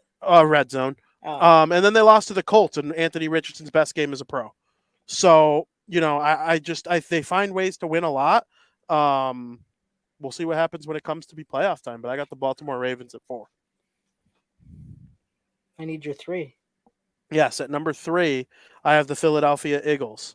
They signed Julio, and that went into my decision of putting them ahead of the Ravens because I still think the Eagles, they finally lost their first game. They kind of feel like the team I have at 2, where their record is what it is, but something just doesn't feel quite right about them. I agree. And about this Eagles team is just, but I still could see them in the NFC Championship game and possibly winning it because they have the players. They showed it last year. They have the players on their team that can still win even if they play poorly, and if they can play well. I think I just feel like there's a chance it still comes together and they win the Super Bowl. Maybe Julio Jones will have a big game here in a couple of weeks, or maybe he makes that big 3rd down conversion catch late in the regular season to clinch them home field advantage over the other 2 teams in the NFC that have a chance. It just so far, I can't put them at 1 or 2 because of just something doesn't feel quite right. And I think there's a chance it corrects itself, though, before the end of the season. And that's why I still not backing off my take that the Eagles could very much win the NFC and potentially the Super Bowl. Interesting. Yeah, my number 3 is the Kansas City Chiefs. Chiefs continue to squeak out wins. Without Kelsey, this offense, nothing. Mush. Absolute mashed potatoes. Even with Kelsey, they're struggling. But they've won 5 straight games. I mean, I wish the Bears were struggling and won 5 straight games. I mean, but they're just not scoring like we're used to seeing the Kansas City Chiefs score. There's something off where it just feels like it's not the Eagles' year. It might not be the Chiefs' year. It might be the 49ers' year. I'm still backing on the Bills. I got to stand by Josh Allen and my Bills. I got to do it. So it's just maybe it's not a team that everybody's expecting this year. So I got the Chiefs at number 3. Number 2 is probably the one thing I disagreed with you the most, and I got the Miami Dolphins. Miami Dolphins, they started out slow. They destroyed the Panthers in the end. They're down 14-0. That doesn't faze them. In my opinion, I think they're the best looking 5-1 team. To be honest, well, no, they're not the best. They're probably the second best looking 5-1 team. I almost put them at number 1, to be honest with you, because you got to play who's on your schedule. They're scoring a ton of points. Their defense is bad. That's going to hurt them. That 100% could come back to bite them. I agree with you on that. But I think this Miami Dolphins team is really, really good. And their offense has been better from what I've seen from the offense from the Eagles, from what I've seen from the Chiefs. They haven't been as scatterbrained as the Chiefs. I don't know. I like what I've seen out of the Miami Dolphins. We'll see, though. You know how these lists change from week to week. Absolutely. The Dolphins, just for the record, before I give my 2 and 1, they go Eagles, Patriots, Chiefs. That's tough. It's tough. If they win all 3, they're probably number 1 on my list. If they win all 3, I'll believe their offense can outdo any of their defensive efficiencies, and I will bump them back up on my list. When I found out that their 5 wins, the teams were 5-25, and then I look back, who have the Dolphins beat? Okay, they opened the season with a 2-point win over the Chargers. We saw how much they stink yesterday. They beat the Patriots 24-17. Patriots are 1-5. They beat the Broncos 70-20. They're 1-5. They got absolutely mollywopped by the Buffalo Bills. They beat the New York Football Giants 31-16, 1-5. And they beat the Panthers 42-21, and they allowed the Panthers to take a 14-0 lead on them. And that was rough. The Panthers are 0-6. So we'll see what happens. If they get smoked by the Eagles, beat the Patriots again, and then get smoked by the Chiefs, I'll know exactly what the Dolphins are. They're I a good agree. regular season. I agree because the Eagles and Chiefs offense hasn't been that good. So if they get smoked, I agree with you. Yes. But the number 2 team that I have is the Kansas City Chiefs. And here's the difference between the Chiefs and the Dolphins for me. Pedigree. The Chiefs finding a way to win football games despite not playing all that good. I mean, who have the Chiefs played? Or, it's not like the Chiefs. They really struggled against the Broncos, though. Yeah. Yeah, it is weird but the Broncos can't score. So if your offense is stagnant, you can still beat the Broncos, and the Chiefs know that. And Patrick Mahomes has proven he could be a game manager type quarterback if needed. They beat the Vikings 27-20. They dropped 23 on the Jets, and they killed the Bears 41-10. And if they didn't take Mahomes out halfway through the third quarter, they probably would have dropped 70 as well. They beat the Jaguars 17-9. The Jaguars have a good defense, and they lost to the Lions by 1. What I'm noticing in all these games, except against the ass-cheek Bears, they do exactly what they need to do to win. They don't really blow anyone out. Do you know in the Patrick Mahomes, and this is another reason I still have them at 2, despite not being fully confident in their offense, and they haven't felt quite right? Do you know in the Patrick Mahomes era, the Chiefs are wildly under 500 against the spread? Really? Like, it's basically free money to bet the opponent plus whatever. Unless it's the Bears. Unless it's the Bears. or a team like the Broncos, I would say too. They stink in the Patrick Mahomes era against the spread. And it makes me think, is Andy Reid that smart that he knows when to take his foot off the gas? And they're the most fresh team for the playoffs. I don't really know how to word what I'm thinking, or if it's complete bullshit. I only played football for 1 year. I've been watching it long enough to have an opinion on things, I think. But from what I've seen, the Chiefs, they're just not in the business of blowing anyone out. The Bills, they don't know how to win a 1-score game. All their wins, they blow everyone out. A close, tight game, they beat the Giants. Thank God. Thank God they beat the Giants in a close game. But a good team in a close game, they can't do it. The Chiefs can. And that's what made the Patriots so. Do you remember Tom Brady killing the Steelers 50-10 in a playoff game? No. They would win 28-22. Or, and I just feel that way about the Chiefs. I think they could win any style of game. If they have to do a shootout with the Buffalo Bills in the playoffs and win the game 48-46, they will. Remember that epic playoff game 2 years ago? Just whatever the Chiefs need to do, they will. They're 5-1. Horrible game-winning drive against the Lions. That's why they lost. Otherwise, they'd be 6-0. And yeah, at number 1, I have the San Francisco 49ers. I know they lost to the Browns. You know how I feel about the Browns? I don't think they're that bad. I'm starting to lean toward them being a playoff team based on how they played. If their offense could score enough points, their defense is good, and we'll see what happens. Deshaun Watson's been terrible. We make fun of Phillip whatever being their quarterback. Played better than freaking Watson would have. You don't even know his name.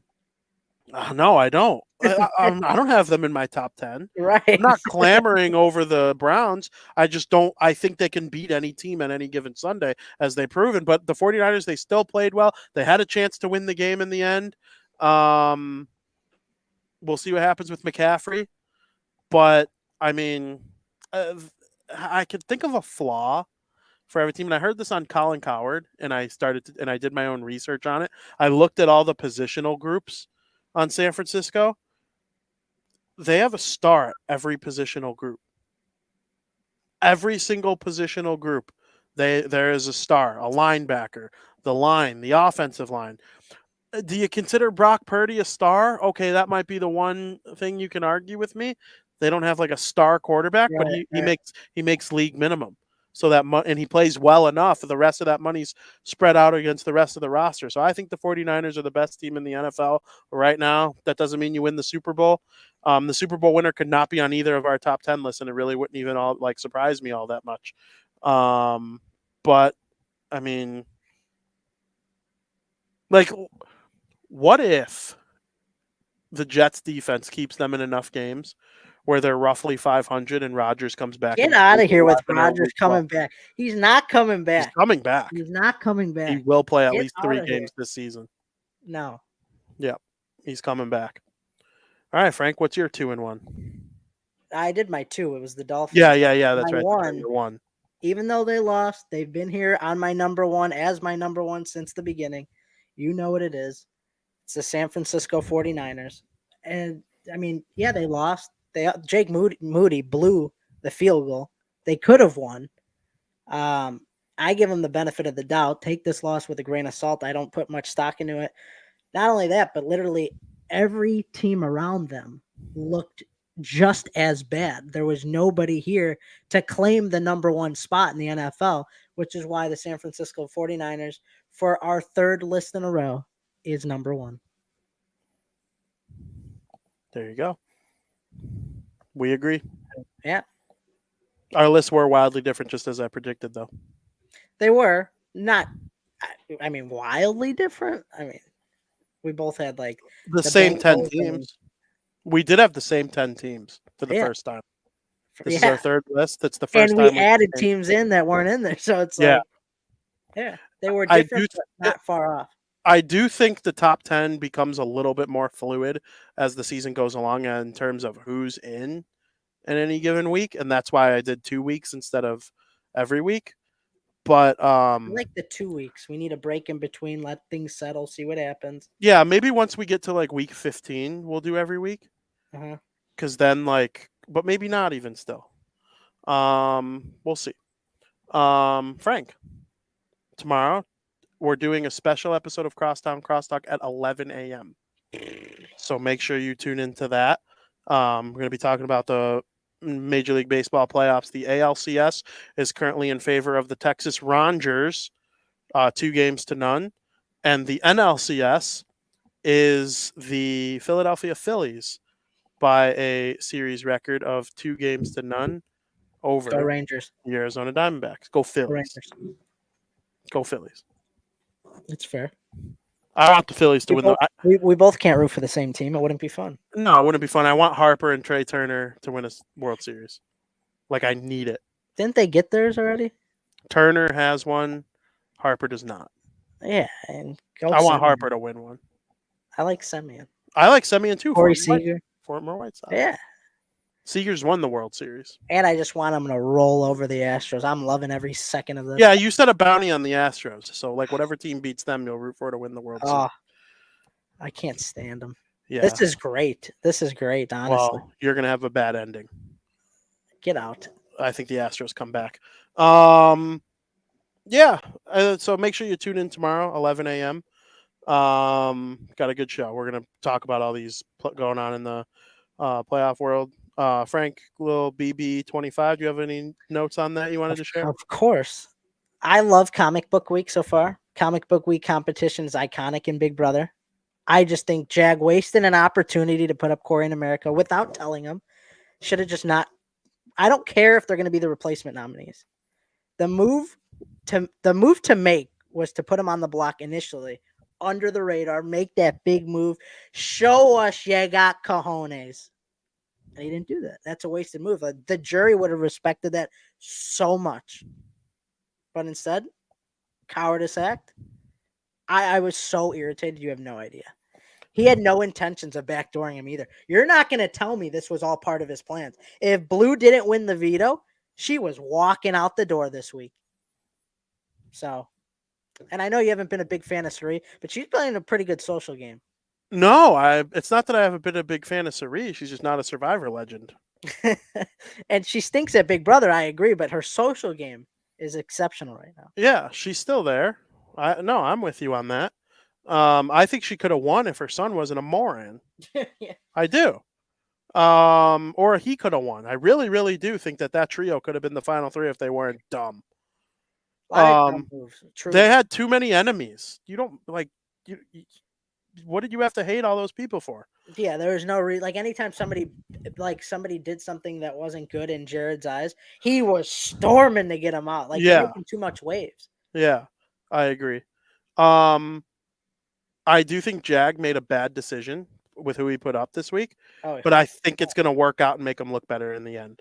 Luckily, it's all luck. It's all luck. He'll save his ass a little bit, but it would have been 10 times better if you initially make the move. Yeah, I just think there's no blood on his hands with the way it turned out this time. The only person who's going to hate him, how would there have been blood on his hands? Because he would have he would have gotten Corey in America would have gotten other people to hate him, I think. Now that's not gonna happen because everybody's on board. Everybody wanted it though. Maybe either way though, he's gonna get lucky and it not end up hurting him in the end, making a dumb decision. So, yeah. And the way he did it got him in good graces with Blue, I think. If that's true, he's lucky. Yeah, that's what I'm saying.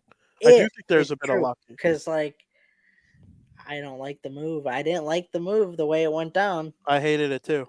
Do you want to know what I thought about? What? Jury, is crunch time. It started last week with Cameron. If Big Brother's a sport, which we refer to it as a sport, we just started playoffs last week. Jury on, Cameron going to the jury. This is the playoffs.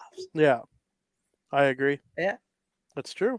And I think Cameron will vote smart. He'll vote like a respectful Big Brother player, not just out of vengeance, which I hate when people do that. So hopefully everybody votes fairly. Frank, what else are you watching this weekend? Loki season 2 is fantastic. This shit is unreal. It is the best Marvel TV show by a long shot, not even close. Season 2 starts off with a bang. Well, it leaves off Loki was already a top tier Marvel show. Season 2 just makes it better. You just hope, when there's multiple seasons of things, it doesn't start off with a letdown. This shit's unreal. We're in the thick of it. We also watched this Halloween movie, Trick or Treat. It's I don't know if you've been Spirit and you've seen Sam. He's a little sack with the. Is it Trick? Is it Trick? The letter R, treat. Yeah. Yeah. Have you seen it? No. But I've heard of it. And Sam, he's got the sack on his head, the brown sack, and he wears orange, kind of like a scarecrow, it looks like. Mm-hmm. We've always loved the character. We've seen it in the store, oh, Sam, he's cute, he's adorable, I love the character. But we've never watched the movie he was a part of, right? It's a movie with a bunch of short stories on the rules of Halloween, which I didn't know that before I started watching. Here I'm thinking it's his story, right? Trick or Treat. So when we were watching the movie and the movie was over, my brain actually felt like it went through a blender, like a ninja. They put it in there, pressed it, and it was because I felt like I was missing something. This movie's been out for 16 years. It came out in 2007. And the movie's got great reviews, really good reviews for a Halloween movie. We're talking high 70s, low 80s on most people's list. If you're ranking it out of 100, I'm okay. I watched the movie. I have no idea what happened. There's no plot. The ending, it just ends abruptly. There's literally no storyline. So I'm how could this be people's favorite movie? Halloween movie that people are it's a go-to every year for Halloween. And then I did the research and I figured out, there's short stories. So there's no continuous plot. That makes more sense. I don't have to watch it again. People love it. I mean, I wouldn't say I love it. It's not a top tier Halloween movie, but he's adorable nonetheless. He's a maniac, but it was, I'm glad we watched it because after all these years of seeing this character, I wanted to see what it was all about. I was so pissed though, that there was no plot. Vin, it is the most random movie you could watch. One of the reviews I read, because I was doing research, is what the hell did I just watch? That's funny. It's just so random. I feel the need to watch it now, so maybe I'll find some time to. I was what did I just watch? How long is it? An hour, 20 minutes. That's it? Yeah, it's really quick. And I watched it. I'm this is people's go-to? Interesting. Now I want to see it. Short. Very no, short. I'm going to make that happen. I want to see it. My goal is to see it before Halloween. Before you're gonna be pissed. You're gonna be pissed.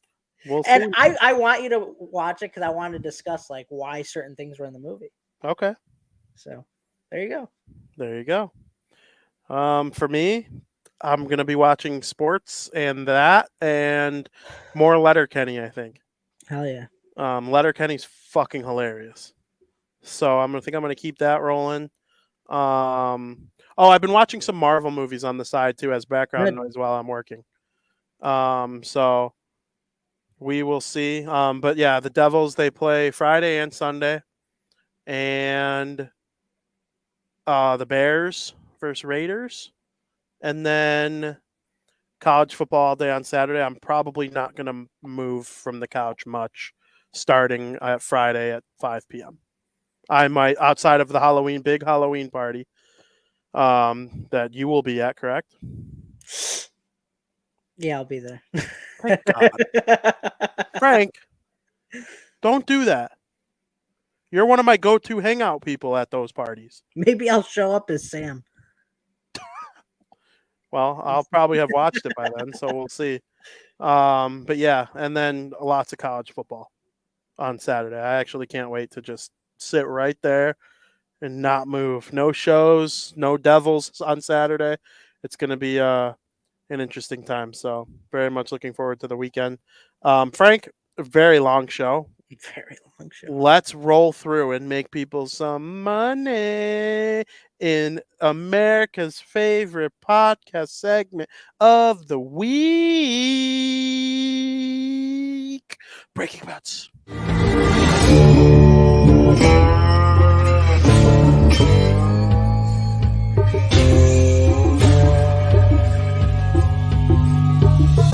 Where's my money, bitch? Frank, VP. what kind of bad takes do you have for Breaking Bets this week? As some people know, we started a new system here on the Barroom Network with Breaking Bets. Still going to show you my record. Still going to show you the record per sport, but we added the new unit system, which is something this has been missing for 10 months of the year, because it just shows you how you don't need to. It's not about quantity. It's about the quality of your wins. I don't need to win 10 bets.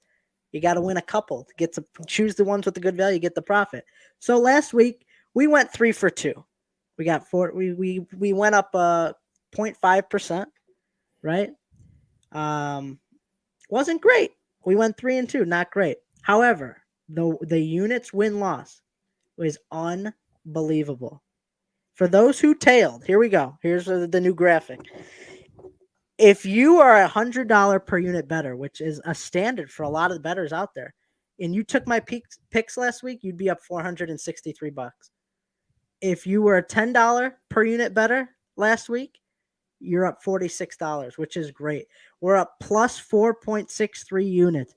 Congratulations for anybody who followed. I hope there were $100 per unit bettors out there. You'd be up $463 just from my picks. Congratulations. It's not going to be like that every week, but we're going to keep track of this tally from October 11th on. We'll keep a running tally, and I'll continue to add to that. So it won't be per week. So if we're down 2 units this week, then since October 11th, we're up plus 2.63 units. So if everybody's following that, we'll continue that. We'll continue to grow. Really, the big hitter last week that saved us was Bedard getting a goal. That was plus 235 on its own. So I had a feeling it was coming. I'm excited for the picks. Here we go with today's picks. I got 3 of them.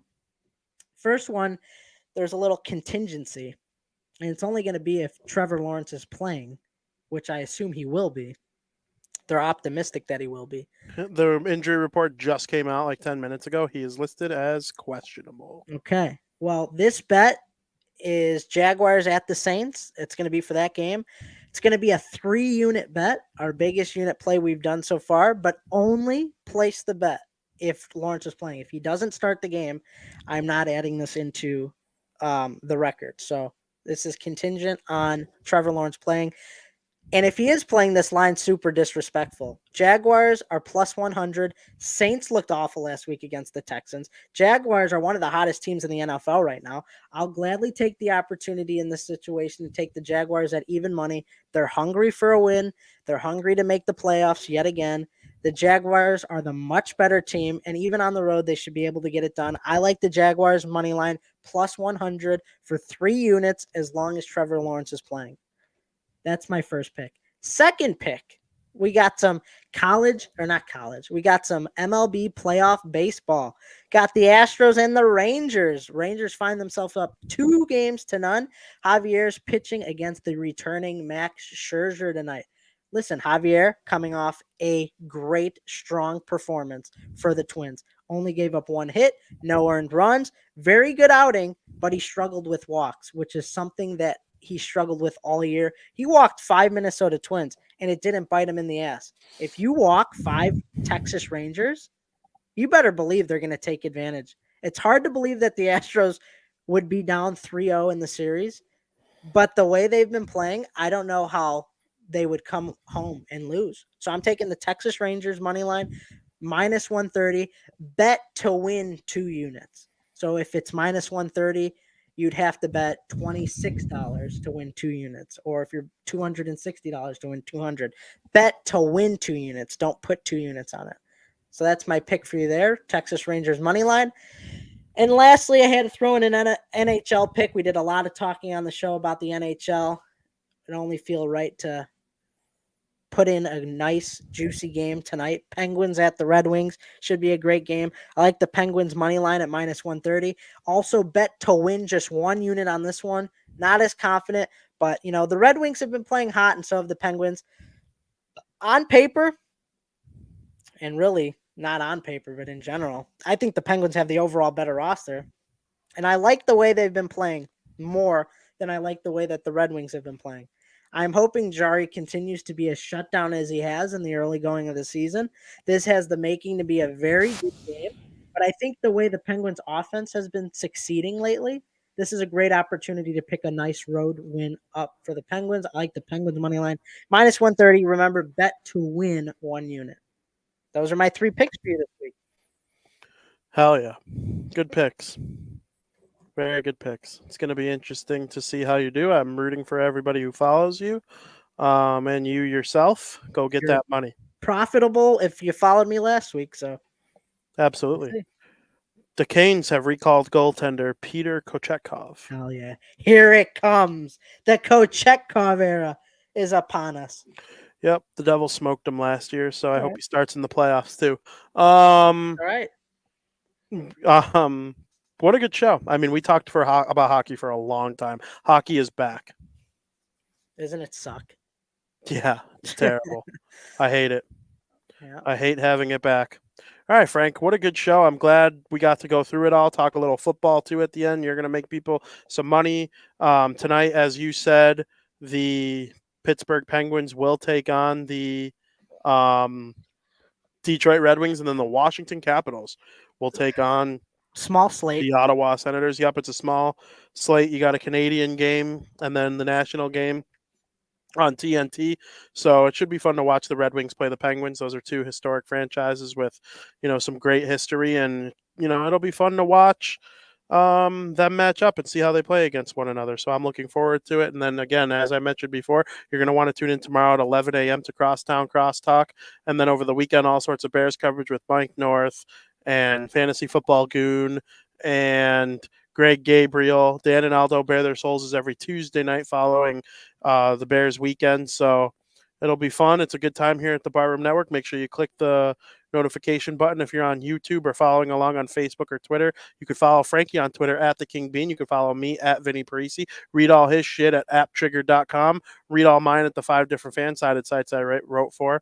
I have an article coming for pretty much every single one of them at least within the next handful of hours. So especially, the big 4 that I write for that I'm an expert for. So, which is Puck Pros, Southside Showdown, DeWindy City, and Black and Teal.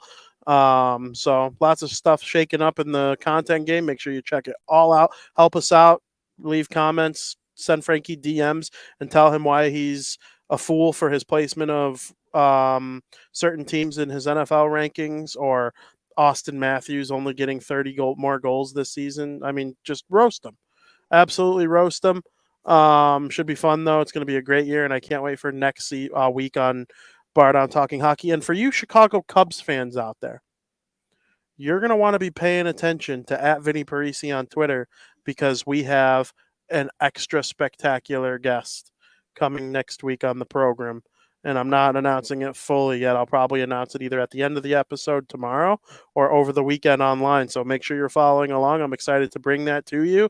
It's been in the works for a couple days here, and I'm excited about it. So everybody in the chat, Skokes, Tom, Caitlin, obviously, Bachikaloop, thank you for joining us. Foster, anybody who didn't comment but was watching in some way, shape, or form, listening on YouTube, audio, or Spotify, Apple, all of it, thank you for tuning in. We can't thank you enough.